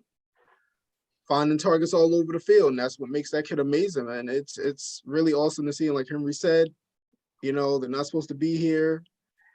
I think they have it. This is one of these teams of destiny that you're just like, wow, this season it might be theirs. But I really think it's going to come down to Jamar Chase tearing Ramsey up something ugly. And I think he's going to win the Super Bowl MVP. I think the thing that we have to pay attention to, and I'm glad you called it out, Jacob, is, when they run those hitches or those short slants, what's going to happen? I find it very interesting because what the Rams like to do is they like to bring Jalen Ramsey into a blitzing situation, play up the line, and jam even. They like to play a lot of jam. The issue with that is the other corner is not as good, not in the same breath as Jalen Ramsey, and I can't even remember his name. But, Ramsey's going to get a little impatient because this is going to be a game of patience, feeling each other out, throwing some punches and some counter punches. If they call it hitch and go, and, they've ran that hitch a couple of times and Ramsey's getting a little itchy and he tries to bite on it, which he occasionally does, and he gets cooked, Burrow's not missing that deep ball. I mean, let's face it, Joe Burrow's one of the best deep ball throwers in the NFL. And Ramsey makes a mistake like that, Chase is going to take it to the house for 6 real quick. So that's something that we have to watch out for. And I don't think the Rams are going to be able to maneuver Ramsey off of Chase. If I was scheming this up, I would have Ramsey follow Chase all over the field, play one-on-one. I wouldn't jam Chase at the line. I'd give him that cushion. That's fine because I know I got to make that tackle. If they're going to run hitches on me all day long, let them run hitches on me all day long, but they're not getting the big play. If the Rams get a little impatient and they bring Ramsey in for a blitz, watch out for that because Burrow is smart enough and he calls that go to Chase. It's going to be a problem. I don't know where I saw it. I think I saw it on Twitter somewhere, but someone suggested that the Rams should double Chase and then let Ramsey go one-on-one with Higgins. And then that way they could, Boyd would be your primarily, he could be one going wild, but that's not going to happen. Ramsey's going to say, no, I want Chase. He's not going to just let those. If he did that, Boyd would be the Super Bowl MVP. And that's what I was going to get at. I think Boyd would have a day. I think Boyd is certainly capable of having a field day. So I don't necessarily know if Chase, give him safety help, but overall let Ramsey try to do his best there. You pay Ramsey, you traded 2 first round picks for him. This is the game that you paid him for. You got to give him a chance. And to your point, I do think when you're aggressive like this, you're setting yourself up for that deep ball. And you saw that, Tom Brady's last career touchdown pass was on Jalen Ramsey and Mike Evans hit him with a double move. So he's certainly prone to that. T. Higgins in the comments, Felipe says continues to be overlooked. Like I said, that Jalen Ramsey should go one-on-one with T. Higgins. So I certainly think T. Higgins is a stud and, certainly a focal point of that offense. So, okay, I've heard from the crew on the game itself. And we're going to make our predictions in a second. But there's another aspect of the game that we have to talk about. And it's the halftime show. Every one of these episodes we do with the Super Bowl special, we talk about the halftime show. Our first episode we did, it was Shakira and J-Lo. Last year, honestly, it was The Weeknd, which I think was a little bit more forgettable than the first one. This year, I think will be much more memorable. And, my childhood likes to call back to listening to the Eminem show and Eminem's first couple albums. And Vince, I know you're a big Eminem guy too, but also Dr. Dre, you have Snoop Dogg, you have Kendrick Lamar, Mary J. Blige. This is also the closest Detroit's going to the Super Bowl, not just for Matt Stafford, but Eminem's representation as well. That joke's been made 100 times, but I had to say it. So I don't know, whoever wants to comment on the Super Bowl, which you're looking forward to, but I will just say this. What I'm most looking forward to is how the hell are they going to go through and do this whole thing and avoid any words that they say in their songs? Because there are several Super Bowl playlists out there. And let me tell you, not a lot of songs you can make it through without there being some sort of FCC violation. So really interested to see how this one goes. I think everything is going to be pre-recorded. I don't see them singing live. I think a lot is pre-recorded, but I feel a certain way because first of all, don't forget the NFL went into an agreement with Jay-Z to be like their ambassador, and then we get this halftime show, which is clearly catering to like the 35 to 45 crowd. My thing is this, man. I can't help but to think because there was a documentary on Hulu a couple months back with Janet Jackson and everything, and I'm like, yo. Just the hip hop dudes that were on that show that were grabbing their joint, like they were having a fit, and Janet Jackson was thrown under the bus. And we've gone from that to having basically the Up in Smoke tour be the halftime show. And I'm just like, I don't know what's gonna happen. Like, there's gonna be a shitload of FCC complaints. There's gonna be Karens writing letters. My children were there, and they're talking about the motherfucking DRE and Dr. Dre motherfucker. It's gonna be bad. Like, this is gonna be a train wreck, when it comes to people writing letters and complaining. Like this is like the big Black Lives Matter halftime show. Let's call it what it is. And there's gonna be a shitload of Karens complaining. It's gonna be great. Hey, that's why Eminem's at the front of the poster to try to Absolutely. They did the perfect thing. Put the blackest halftime show humanly possible and put a white face on it. And the white guy is probably going to be the most derogatory and the fucking most offensive. Probably. And how many complaints you're going to see Snoop Dogg with a joint in his mouth? You know people are going to complain about that too. You know it's coming. Bring Martha Stewart out. Like I want to see Martha Stewart with Snoop Dogg.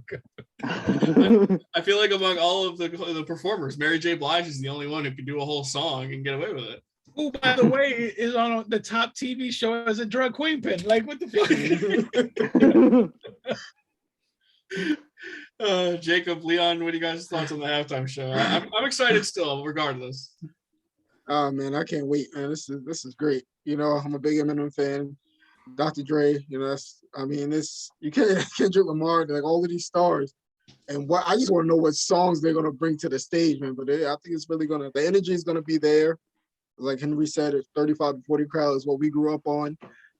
So it's gonna be amazing, man. I can't wait. Plus, it pissed a lot of people off, so it just made me even happier. I think I got a bonus in it. Like, what the hell kind of halftime show is it? I said, oh yeah, we want that smoke. Oh my! I just thought of something. Imagine they bring out Kaepernick at a halftime show. Oh man! Shit. Yes. Maybe if the Niners actually made it. Maybe if the Niners actually could have made it. They got to bring Cap out. Is it NBC this year with the Super Bowl? Yep. Yeah. Oh, they're cutting the commercial. That's a question. How long is the delay? How long is the delay, Randy? Well, I'll tell you in live television, the delay is typically around 7 seconds. Right. What is the delay? This one will be about probably 20 seconds. All right, I'm thinking a whole minute. They just 6 minutes, Slim Shady, you're on. Was it an A? Was it an ER? What was it? I don't know.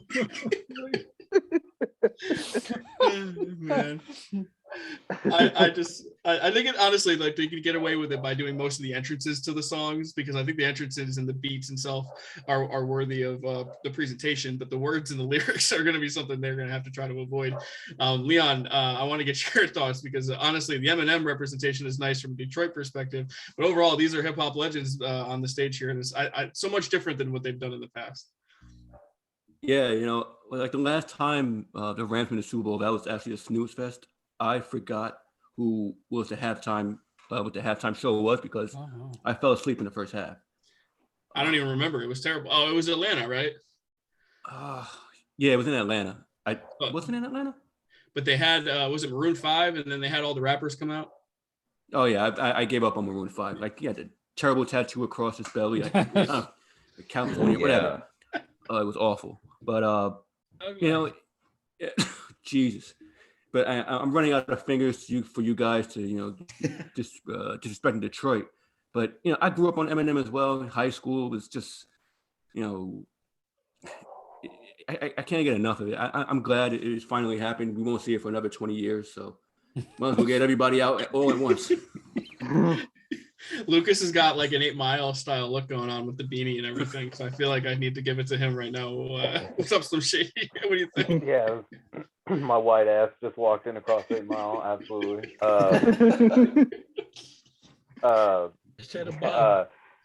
Yeah, I don't think they'll really have I think Randy, you said they'll just do the entrance of the songs, or somebody did.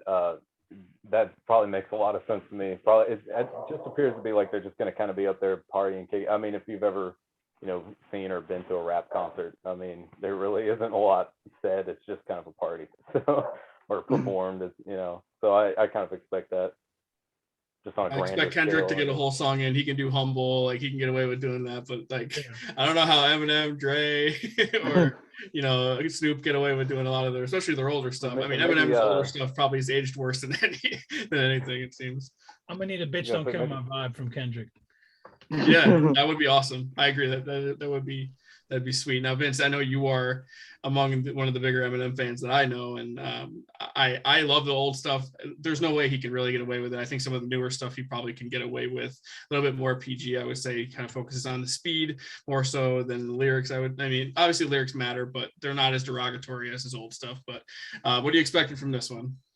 I have been sitting here for like 2 months now, just dissecting, like, because there's 4 phases of Eminem, right? You had the Marshall Mathers LP and before, Slim Shady LP, Infinite, whatever. Then you had Eminem Show, which apparently, Randy, is When You Were Born, which blows my mind because I was like 12 when that came out. But for us who liked to Eminem from the start, Eminem Show was like, okay, well, like his 2 best albums happened. Now we have this 3rd one. But anyway, that's when he started to get political. Then he became a drug addict.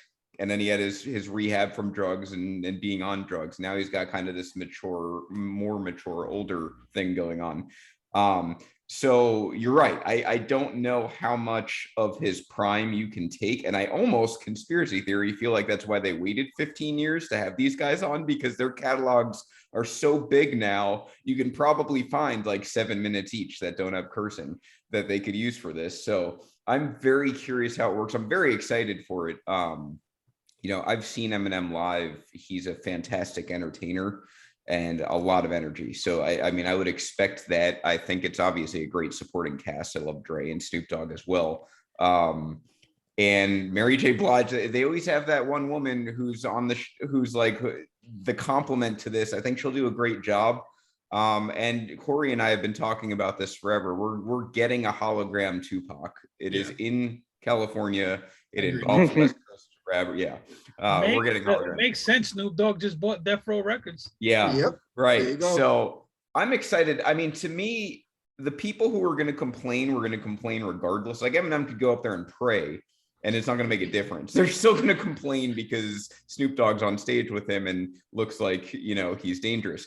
So that's kind of what the mentality is there. I'm not worried about it. Is it going to swing the 2022 election? We'll see. But I don't really care. It's going to be I guarantee you it's an entertaining halftime show, and I cannot wait for it.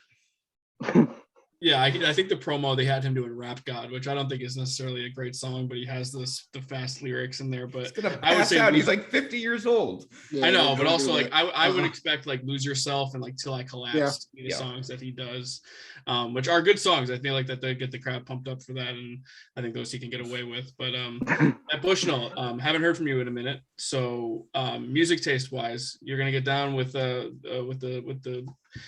tunes here, or what are you gonna tone it out, or what are you gonna do? Dude, I grew up on this shit, man. West Coast rap, NWA. Ice Cube, no way Ice Cube's there, just for the record. I know, which pisses me off. I mean, if they don't play California Love, I'm fucking quitting this, because that is absolutely ridiculous. And if they're gonna have a Tupac hologram, they better play All Eyes on Me, because if they don't, I'm gonna be even more pissed. But I'm pumped for it, man, because it's like I like Snoop, but Mary J. Blige is probably my least favorite out of the bunch, but I like what Mary J. Blige does. I think she's pretty good. Dre, obviously, man, I could listen to Dre beats for the rest of my life and die happy. But to me, it's just like there's songs that I gotta hear. I just wish Ice Cube was a part of it. One of my favorite groups, very underrated, was West Side Connection. Give me some of that, man. I just feel like if you're gonna do this West Coast rap feel, and I know I'm gonna get killed for this, I probably wouldn't have included Kendrick Lamar and Eminem. With all due respect, I needed a headliner though, Matt. Yeah, I know, and I get white headliner. Yeah, right. Yeah, we're not trying to get a civil war here. Yeah, I completely get it, but I'm just glad they're not advertising it like as a West Side, a West Coast rap show, because I would feel that would be misleading to me, and it would hurt my feelings a little bit growing up on Tupac. But I will give you the odds of a Tupac hologram: 0%. It will not happen. Buzzkill, Matt Bushnell. Jesus, it's expensive. Why? I mean, just everything that they don't want to represent on an NFL program. I mean, trust me, it takes a lot to get a lot of billionaires behind a show like this. And Tupac's label, I mean, if you ever listen to his records, I mean, we're talking Hit 'Em Up, Two of America's Most Wanted. I mean, do you think Ice Cube will make an appearance? I hope so. They're gonna have someone that we don't know. Like that always happens, I feel like. I don't think it'll be Ice Cube. I think he's too Nah, there ain't no way. No, I could see Ice Cube because of the movies. Like he's reformed. Yeah. Oh yeah. Yeah. I mean, you want a curveball? It'll be Kanye. No, fuck No, man, that's no. I'd tune in for that. It's gonna be like Kid Rock. Oh, God, no. Oh my! I'm turning that shit off. By the way, Matt's disrespect for Mary J. Blige is ridiculous. No, I love Mary J. Blige. I agree. I love Mary J. Blige. Yeah, no, I'm just saying. Out of this, you guys are gonna kill me right now. The person I'm least interested in this whole lineup is Eminem. I knew he was gonna say that. Same. I don't disagree. Yeah. I would literally try if I was close to you right now. Listen, nobody wants to hear Walk on Water. You're gonna play that. Matt, I would say, they don't always do the right things, because when I was in Atlanta and they brought out all the rappers, they still didn't have Outkast or Andre 3000. So they don't always do the right things. And I think that's what everyone wanted the most was Andre 3000. He never showed up. So if there's somebody missing, it's not like a new thing. They typically don't do it 100% right. So Corey Decker, you did say Eminem wasn't the one thing you were looking forward to the most. What is the thing you're looking forward to the most this halftime show? It's Snoop. I mean, honestly, it's out of all of them, it's Dre and Snoop. Those are like the rappers that I do like, and I don't really think they're going to give a fuck. I looked back at how many complaints were sent to the FCC for Shakira and J-Lo. 1,300 complaints for that show because of all the twerking and stuff like that. So I don't know twerking, baby. That's natural ass movement. Well, a lot of middle-aged white women. Seriously. Multiply that by probably 5,000. You're gonna get that with this one. You're gonna get 20,000 complaints plus. I mean, seriously, you have 15,000 just for the announcement. But honestly, I do think Ice Cube is going to show up. He's playing a show in Salt Lake the night before, and Salt Lake to LA is not that long of a flight. I think it's maybe an hour and a half. And we got to remember, when Snoop and Dre were like really big, they were chased off the stage by cops in a lot of places they played. These guys were given a lot of warnings from the government for certain songs like F the Police and everything, which I can't wait for. They're not going to give a fuck about some carrots. They're going to come out. Brought out seriously. Cube and sung "Fuck the Police" I'll die with Kaepernick on stage. Oh my God, dude! As you hear, fuck the police coming straight. I think I'm gonna. Yes, I think it's gonna happen. I think there's one thing that won't happen is that. That's not. That's. I would be stunned. I would be floored if that happened. I don't think I could focus on the rest of the game if that happened. I would love it, but it's not gonna happen. I can see Jerry Jones dying in his suite at the Super Bowl. Jerry Jones is gonna die anyway. The minute he's gonna that would make it the best Super Bowl ever. I say like Jerry Jones dying be a bad thing. Come on, I mean we got to have some Cowboy fans that are pulling for this. Casualty, it's fine. It's COVID. Win the Super Bowl sooner. Yeah, I just want Kaepernick and Brian Flores to be brought out on the stage. Oh my God. Kaepernick, my money's on Kaepernick making an appearance. It makes a lot of sense, but I mean, Ice Cube is like a known anti-vaxxer. I think LA's restrictions might keep him away, just from a political standpoint. Maybe he'll just bite the bullet and say, "Screw it, I'm going to go and be on the Super Bowl anyway." But I think he was pretty strong in his convictions with that. So I'd be surprised if Cube showed up. But I think it'd be awesome if he did. So was Aaron Rodgers, and he still played. Mm-hmm. The governor of California went maskless at the NFC Championship game. Yep. Was the guy who held his breath? But he held his breath. No. LA mayor held his breath. Newsom just went maskless. Well, he held his breath for the whole game. What's wrong with you? 0% chance of being contracted. Oh, that's why his face was red. I thought he was blowing someone else in the suite. I I want Kaepernick to show up, and above all the obvious reasons. But my number one reason is I want to see middle-aged white men burning their Nikes on their feet again. New Balances, baby. They'll be wearing New Balances. Swearing off football until the next Super Bowl party. I got to look at the schedules, but you brought up something there with the Nikes that if the Lakers don't play, don't be surprised if LeBron's there. Oh yeah. It's in LA. Okay. No, I'm curious. So Henry, they're gonna be burning at the Grillmaster 3000s. LeBron always finds a way to stage some concerts. Usually it's Drake, but like Westbrook is going to be there with a face. Just Hey, they're not playing. all right. Lakers Well, aren't playing. would not be shocked if LeBron's there. Just saying. okay. I won't say Kaepernick, but I'll say LeBron. So a question about that: if LeBron's there, is AD with him? And then I got a follow up to that. I don't think Street he's clothes? with him. He tore his ACL getting there. What right. about Westbrook? Westbrook didn't get traded? No, he won't be there either. Westbrook will be wearing less clothes than the cheerleaders. Fact. This will be a very public appearance for LeBron. This is bigger than the Lakers. He'll be with like some high, maybe with Drake. He literally might be with Drake. We're gonna. I wouldn't be mad if we got an appearance from Jay-Z because this is all his work behind the scenes. So I could see that.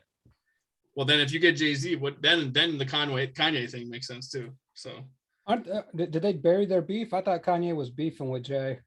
They're like brothers. That you ever smack your It brother? happens. I mean, yeah.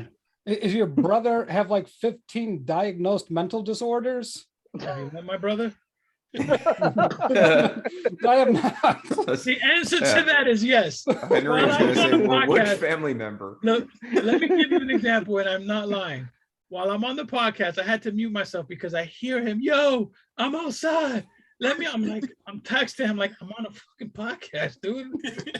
So yes, he has about 15 diagnosed mental disorders. Bruh. this is Jay-Z and Eminem have partnered before. Yeah, we gotta hit a renegade if it happens. Then Nas better be there too, because I want to hear the ether again. Well, no, now you're going to the East Coast. Now- Now you're trying to start a riot now, man. You can't be doing that. That's next year. That's next year. It's Drake, Nas, Jay-Z, Kanye. Where is it next year? Arizona. Yep. Okay. No.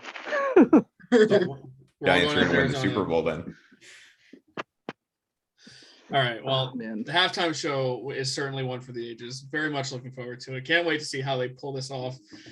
Going to be a lot of angry people, so I'm going to say. But if they do anything outlandish, it's going to be hard for me to focus on the rest of the game. So Quick question. hoping for it's the same for the most part. There's got to be a prop bet on the halftime show, right? Of course, like the length of it, or like swear words, or I'm guessing swear words. how much pot smoked, or all of the above. I mean, is it legal to smoke pot inside sporting facilities in California? And when you're Snoop Dogg, you can do whatever you want. I was going to say, does Snoop Dogg Yeah. care? Don't think he cares. How many joints get lit up? Does Snoop Dogg bring Martha Stewart on the stage? This is the question, because that could only help the cause here. God, I hope so. That would be incredible. All right, now the whiteness is coming out for me. I gotta move on with this conversation. Nah, Martha Stewart a convict too, man. She Hey, she fam. Yeah, I mean, she's more black than a lot of people in that Martha stadium. Stewart, listen to me. If we show up, understand she did more time than anybody on that stage. I'm saying she there. She invited to the cookout. I mean, she was at a federal prison though. I mean, that's a country club for some of these people. I mean, that's not a hard time. I know dudes that can't Martha do wasn't 24 hours shaking in people in the Rikers, right? shower. I got there's dudes here who can't do 24 hours in Rikers. She did a bit in Fed. I'm sorry. Oh man.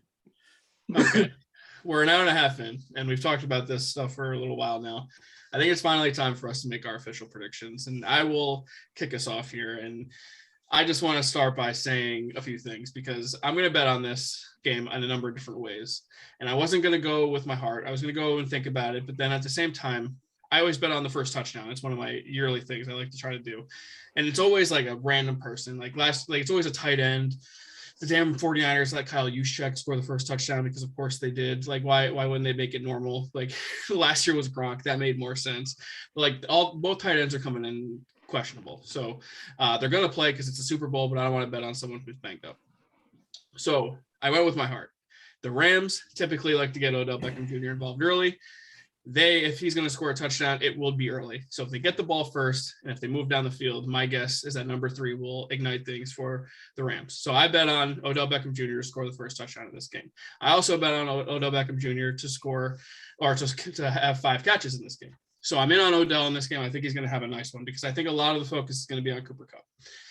With that said, I think the big advantage in this game is the Rams on defense. I think that a lot of these guys have been there before. I think Aaron Donald looks at what the mistakes they made the first time around, and they held the Patriots to 13 points. So it wasn't on the Rams defense and why they lost that game. I think you bring in a guy we have not mentioned this entire time is Von Miller, who is a Super Bowl MVP, is a huge aspect to this Rams defense. And if Aaron Donald is getting triple teamed, you have Leonard Floyd and Von Miller getting to the quarterback. And I know Burrow is cool and calm. These guys are legit pass rushers who are going to make it hard for him all day long. So for me, the biggest advantage is that Rams front and the veteran experience that they have. And I understand that the Super Bowl is different. You have a long halftime show. It's not just like any game where you're in the locker room for 15 minutes, you run back out. The Rams have that experience now. They know how to adjust to it. I think Stafford doesn't have that experience, obviously, because it was a different quarterback, but McVay knows how to manage the time differently now. At least I hope he learned from those mistakes. So my prediction in this, I think the Rams defense handles their business. I think it's a close game early. I think pass rush makes the difference late in this game. I think it's a 21-17 game in the fourth quarter. And then Von Miller forces a fumble that somebody recovers for a touchdown. And the Rams win 28-17 is my official prediction. And I will give you my Super Bowl MVP. I want all of you to do this, is Von Miller for the second time in his career. So that's my official prediction. I'm going to go down the line. Matt, I'm going to end with you. Since you're our normal co-host, I'm going to come back around and sandwich it together with us. Corey, I'm going to give you the floor now. Well, I think looking at this game, I like to look at the path to get there. And outside of one wild card game the Rams had versus an opponent that didn't show up, I have no idea who that was. It's been blown lead, blown lead, blown lead, blown lead. And you look at the other side, and the Bengals have had a game-winning field goal comeback versus the Chiefs. It's hard for me not to go with the momentum here. So because of that, I've got the Bengals taking it 38-35. I've got Joe Burrow winning MVP, and I got him saying the F-bomb in the acceptance speech. All right, Vince, I want your official prediction. Actually, Corey, give me your Super Bowl MVP. Joe Burrow. Joe Burrow, okay. Yeah. Vince, what do you got? So I think that my Super Bowl MVP, this ought to start things off. I think it's going to be Matt Stafford, and I think it's going to be not warranted. I think he's going to have an okay game, but they'll give it to the quarterback because no one else will really do a lot. He will spread the ball around. The Rams defense, I think, is going to play big in this game, and that's not a knock on Burrow or the Bengals offense. They have a ton of weapons. I just think they're going to show up. And it's really going to be a matter of, can the Rams put enough points on? My final score is 31-23 Rams, and I think that it's actually going to be a late score from the Bengals that decides that. So I think this is going to be, you want to talk about like the Packers Patriots Super Bowl back in the day, or the Broncos Falcons Super Bowl back in the day. I think you're going to see that type of game, really a 2-possession type. It's kind of boring. The score is misleading in terms of entertainment, and there's like, it's not a backdoor cover, but it's a backdoor 1-possession game. So that's what I've got. Now, would it shock me at all if the Bengals won the Super Bowl? Not even a little bit. I just have to go in one direction here, and I'm going with the Rams. I feel the same way. I feel like either outcome is totally possible here, and it's no slight at the Bengals. So, Lucas, I want to get your official predictions, the Super Bowl MVP, maybe some bets you're making on. Yeah, I'm gonna go.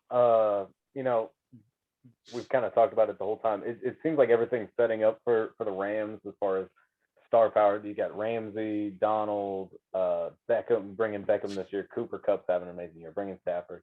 But touching on Matt and a couple other guys said, there's something about this Bengals team. There's something about Joe Burrow. And I hadn't drawn the comparison between them and the 0-1 Patriots as a whole necessarily, but I was kind of, and this is a big leap to make, but seeing Joe Burrow in a Brady type in the sense that he just constantly makes the right decisions, or the best decisions.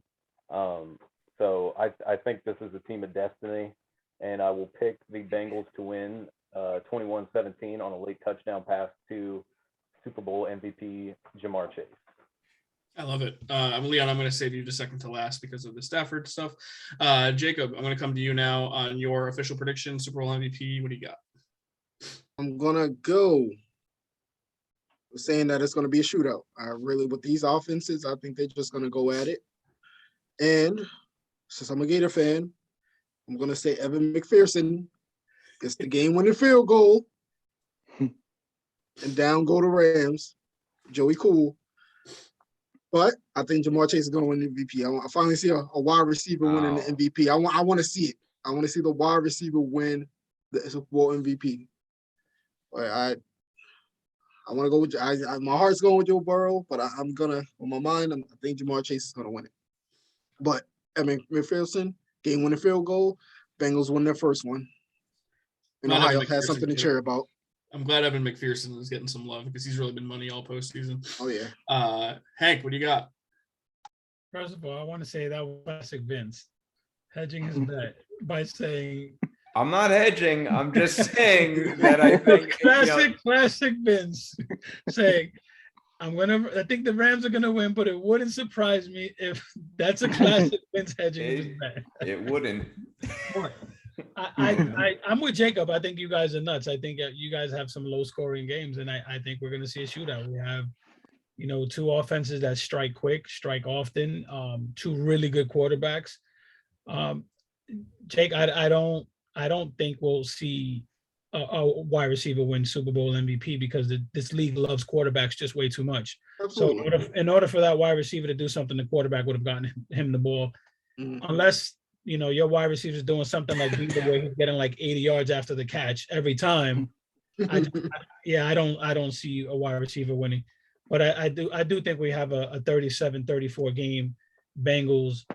I hate doing the popular thing. Everyone is choosing Joe Burrow, but this is that one time that dude has it. And I think this is the beginning of the Joe Burrow show in the NFL. 37-34 Bengals, and Joe Burrow brings them down to scoring with under a minute left. I mean, it's the way it has to be. And he's got to have a cigar. He's going to have a cigar. I love that there's such disagreement on the show because that really is what makes an interesting dialogue, because I truly believe the opposite. I think both defenses are going to come to play, and I'm actually going to bet the under in this game too, which is at 48.5. So Isn't that low? Yeah. Wow. So I actually I like that we have different thoughts on this, because I know that everyone says the Bengals are the team of destiny and it feels like they're determined. To me, the Rams and all the trades that they made and jeopardized their future, they are the team of destiny, in my opinion, because they have all these stars. They have to win now. I've said that so many times in the playoffs. It's now or never for them. And the future looks very bleak if they don't make this run with this teamwork at some point. And this is their opportunity to do that. And I think that they're going to step up and do that. And as a Giants fan that is in the NFC East, what team always goes out and does that and gets those guys and never wins? The Dallas Cowboys. You see it over and over. But the Cowboys never even make it this far. So the Rams have already exceeded the Cowboys. This is the Cowboy blueprint. You're going to get everybody. You're going to mortgage your future, and you're not going to win shit. But they always sign the big time players that are losers. I feel like the Rams have gotten guys that are winners, especially Von Miller. But I feel like they have guys that have more credibility than the Cowboys typically sign. Let them mortgage their future and not get a damn thing for it. I'm with it. Amen. I mean, I just got to say, you said the Rams got winners. Matthew Stafford. Well, not OBJ, him, obviously. Yeah. I mean, these are guys that are losers. They have talented losers. One of them's got a nice yacht, I heard. The Cowboys the Cowboys sign these guys with off the field issues that are real life losers on top of being overrated football players. Is my point. I think the Bengals should bring the kicking net that hit Odell. I think they should bring that and put it on the sidelines. He's a different man now, different man. I'm just saying, if I made the Super Bowl, I would troll the shit out of people. I'd have the yachts, I'd have the Timberlands, I'd have giant posters made. I'd be trolling the shit out of. I'm doing the Muhammad Ali getting in your head thing, man. Well, there's a lot you can say about Eli Apples, who I'd be targeting. Anyway, Leon, it's time now. You get your boy finally, Matt Stafford, in the Super Bowl. I'm sure you had dreams of it being with the Lions, but he's here. Regardless, I want to get your official prediction of who you think's going to win MVP. well, it's nice to watch a super team actually come to fruition. So there's something to be said about that. But yeah, I mean, watching Stafford for 12, 13 years, it's very bittersweet. The narrative of him not winning a playoff game, now he wins 3 in a row. I just want to see a follow through. You could put Stafford on the same level as Rodgers. He gets that Super Bowl win, they have the same amount. Matt, you can stop rolling your eyes. Thank you. Thank you. And I love the Bengals. Henry just gave. I'm sorry. He's very interested in that. That's all I gotta say. But the Bengals make Ohio actually look cool. That you can give them for that. But no, this is just offensive onslaught by Stafford and the boys. Just Rams victory, 41-34. Stafford's MVP. I was gonna say. Of course. You got to follow the storybook ending. And all of Detroit. Clearly, Leon has partaked in the halftime festivities before the halftime.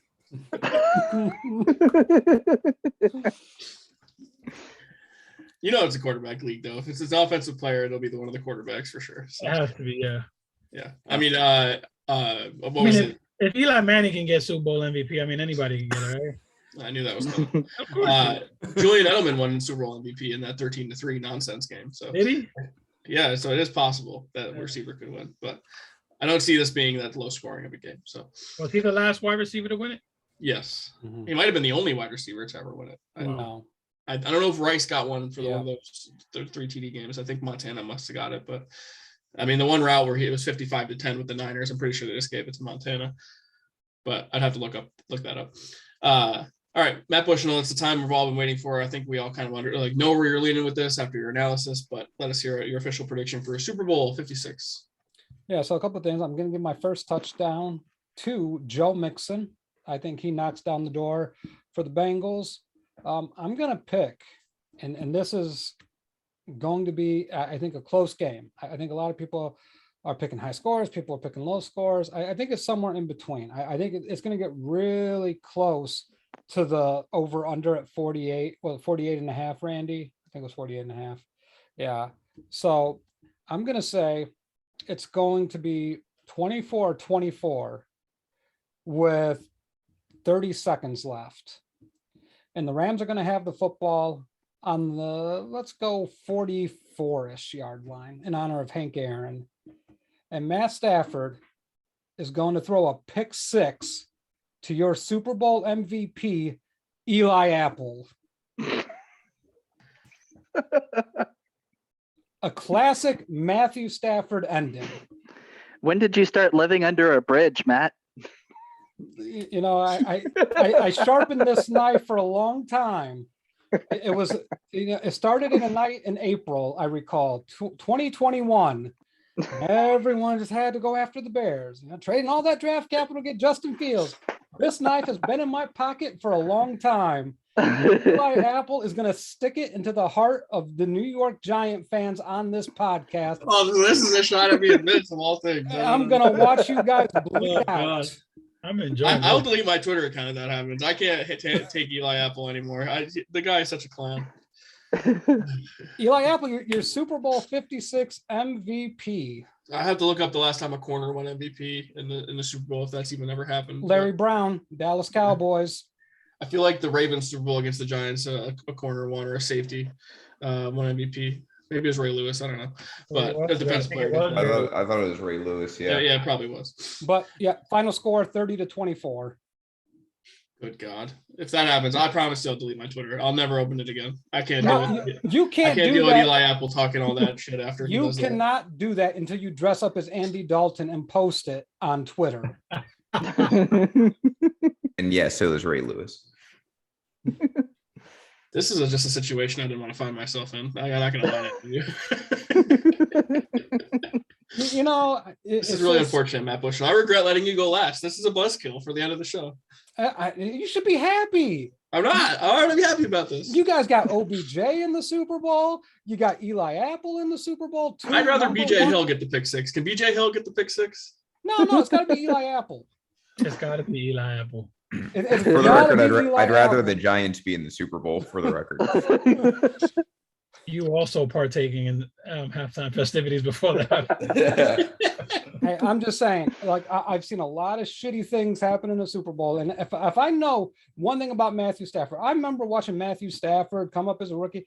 He always, it's a tradition. It's almost like the Masters for my golf friends here. Matthew Stafford's going to throw a back-breaking interception. It's going to happen. He did it against the Bucs. He did it against the 49ers. He should have done it against the 49ers. A couple of times. His third time. Yeah, it's going to be there. That pick to turn the game is going to be there. If not once, if not twice, thrice. They said these exact things about a quarterback I used to root for too. So just for the record, and those things did not happen. So I believe in Matt Stafford. One safety, one corner, and one kick returner have all won MVPs in the Super Bowl. Kick returner was the Packers, right? Mm-hmm. Desmond Desmond Howard, Mason. Michigan man. Howard, there you go. What are the corners and the safety? Matt got the corner, and the safety was Jake Scott for Miami. 2 interceptions in Super Bowl 7. Bad Super Bowl to watch. I remember that when that game aired. That was a hard watch. Dolphins had back-to-back Super Bowl MVPs. One was a safety, and Larry Zonka, technically a fullback, won it the next year. That's awesome. The original Debo. All right, time to end it. We're good. That's a wrap on the show. Oh, God. I can't take it any longer. All right, so now it's time for us to tease the shows.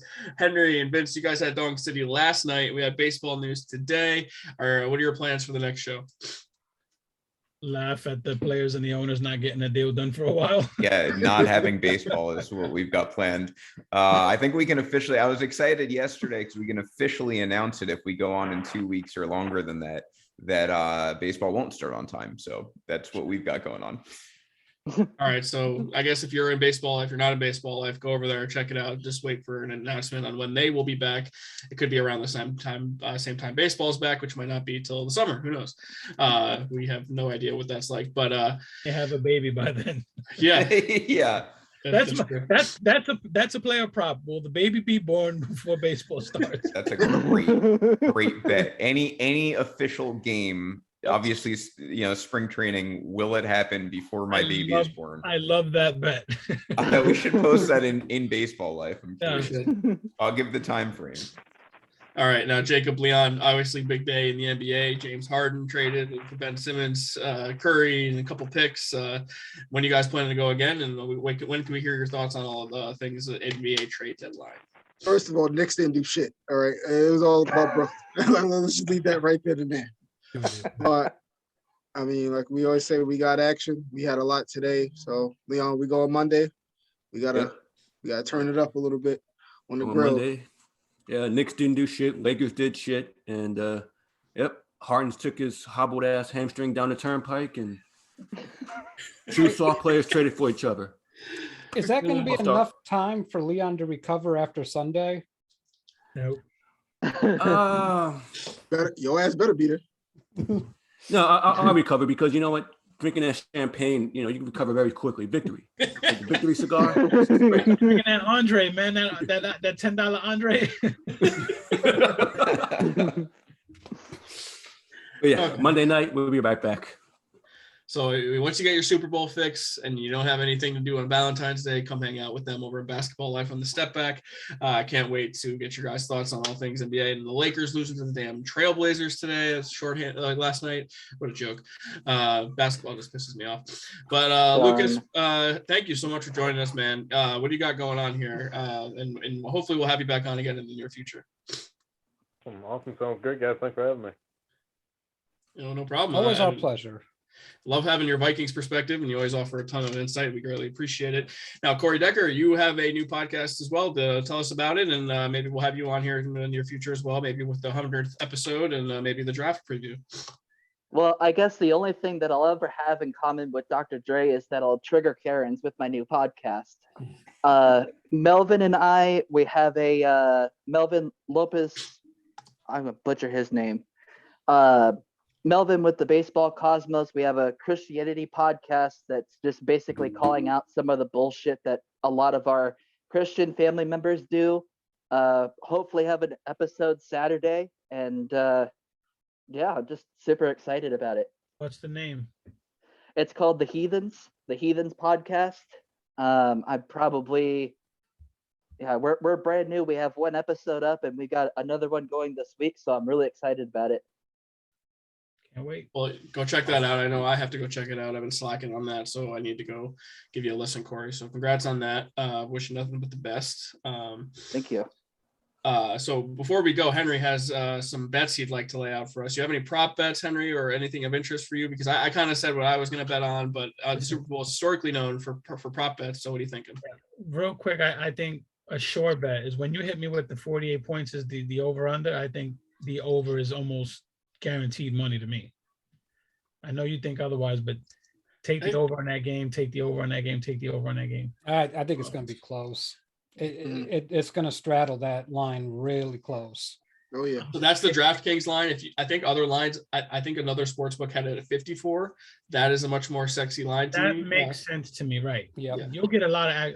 I think 48 is too low. Yeah, but 48 is also, Vegas knows what they're doing here. If it's 28-27, you're gonna be like, how the hell did they know? There's a couple funny ones I like. The price of Bitcoin, if it's going to go up or down. How many proposals after the game?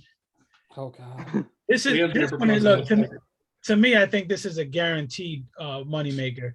If a player's doing the icky shuffle during the game. Yeah. Oh yeah. That's straight guaranteed money right there. That's Mixon's definitely doing that. Put $500 on that, and you're gonna get paid. Peyton Manning strike a Michelob Ultra commercial. What's the national anthem? Why Michelob Ultra? Easy money. National anthem, I saw 95 seconds, which I think is It's his new beer. Who's doing it? I'll double check because I don't remember the name off the top of my head. It is Randy, the way she killed it last time. Mickey Guyton. Oh, No idea. Ooh. She's good. Country artist, black country artist. She's really good. Oh, she's black. Go take the over. Oh, Way out there. it's I will take 95 you- seconds. Once you said black, it's Yeah. over. Over. Take The anytime. average Super Bowl length is 1 minute and 56 seconds. So I would take the over regardless. Mhm. And because she's black, add like 15 seconds. Yeah. There's a couple player bets that I think are slammed. I think Cam Akers 64 yards. That's a money bet to me. Mhm. Odell Beckham 5.5 receptions. I think that'll be close. Von Miller with a sack. I think that's gonna happen. I mean that Cincinnati line, we've seen what can happen. Matthew Stafford anytime interception. Take that bet. Easy yeah. money. Take that bet. Also, the surest bet of the entire game will be the coin toss. Whoever wins the coin toss will defer. 100% guaranteed. Bet that, easy money. Walk away with some dollars in your pocket. Do you know which prop bet is the biggest money mover? Not the coin toss, right? No. Gatorade color, The commercial. That's Yeah, it. that's The a big Gatorade one. color. Yeah. yellow. They kind of spoiled the Bengals color. So if the Bengals win, it's most likely orange. Orange is the top one. Rams will be yellow. Yeah. Golden I think shower. I think they'll go blue. Yeah. I think they'll go blue. Oh, blue, It's blue. orange, blue, lime green, yellow, all at plus 350, but orange is plus 135, so they're the favorite. I might bet the yellow. A little I gotta- sneaky action there. Another thing Alright. Florida doesn't do, I have to find a place to bet it. That Wow. list You is brag so about Florida long. and you can't even make Uh, a simple bet. Come on. I can't bet or smoke weed, but I could do everything else, including not wear a mask until this week. Hey, I don't have to wear a mask starting tomorrow. So That's what I'm saying. Yeah. It's welcome to 2020, Randy. Jesus, can't bet, Oh, can't man. smoke, can't stream. That's a Man. bad trifecta, bro. The stream is my problem, not Florida's. But seriously though, I gotta say thank you for Randy and Matt. Y'all held it down this whole year. Like seriously, y'all 2-offs on your shows. Pretty much when we step back a little bit, no pun intended, you guys really held the fort down. We appreciate you guys. You kicked ass all year. Man, y'all dudes are amazing. So that's Jacob, thank you, man. I appreciate you. Thank you for coming on. And, we always like to have you on. And I got to come on the step back here in the future and vent about the Lakers. Absolutely. We got to complain about the Lakers and the Knicks. That's happening. Give me one prediction, all of you, really quick. What company is going to have the best commercial? Doritos. Budweiser. Safest bet. I'm going to say Tesla. Oh, I didn't think about that. I'll say Geico. I'll go Geico. Elon Musk time. Yeah. Corona. I think they're gonna do it. I think they're gonna make fun of themselves.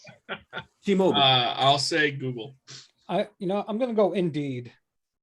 Okay. Nice. I like that. Vince likes that. Yeah. Yeah, that's close to my heart. Mad he didn't think of it. Yeah.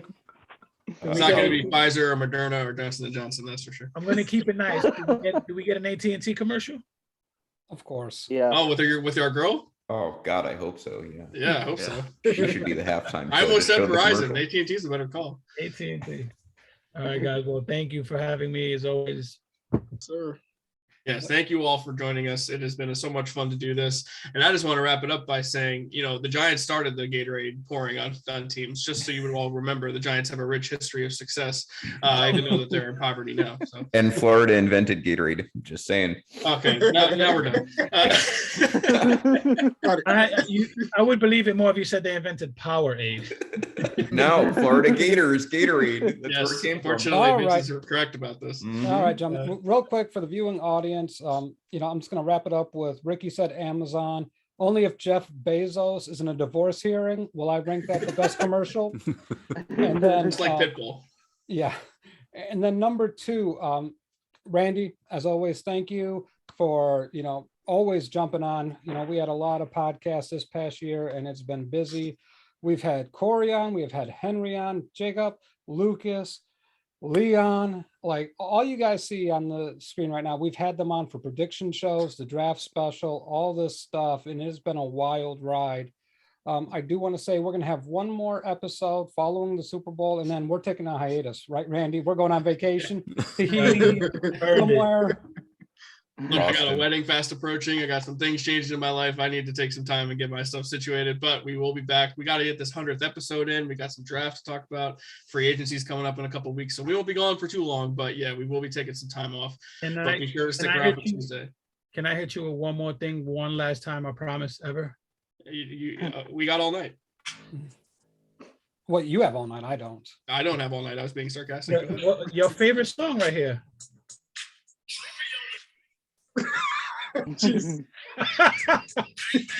That's your favorite song. Bang, bang, bang. I regret giving him the time for that. That is the last time I will ever play. Yeah, what the hell? It's right in the center of my screen too. Yeah, that's last time I play that song. Matt, we hit rock bottom in our show. We were doing so good, and then now we just plummeted. Good night. Like Omicron, we just plummeted. I was going to say, night, your time in Hawaii. Been a pleasure. Enjoy your Friday evening, which is tomorrow, Saturday. And remember, public service announcement, do not drink and drive, Uber, Lyft, friends, spend the night, hotels, whatever. But please do not drink and drive Sunday evening. I can't think of a better way to end it. Thank you all for joining us on the Facebook live stream. Thanks for watching on YouTube, and thanks for listening on all of the audio-only platforms.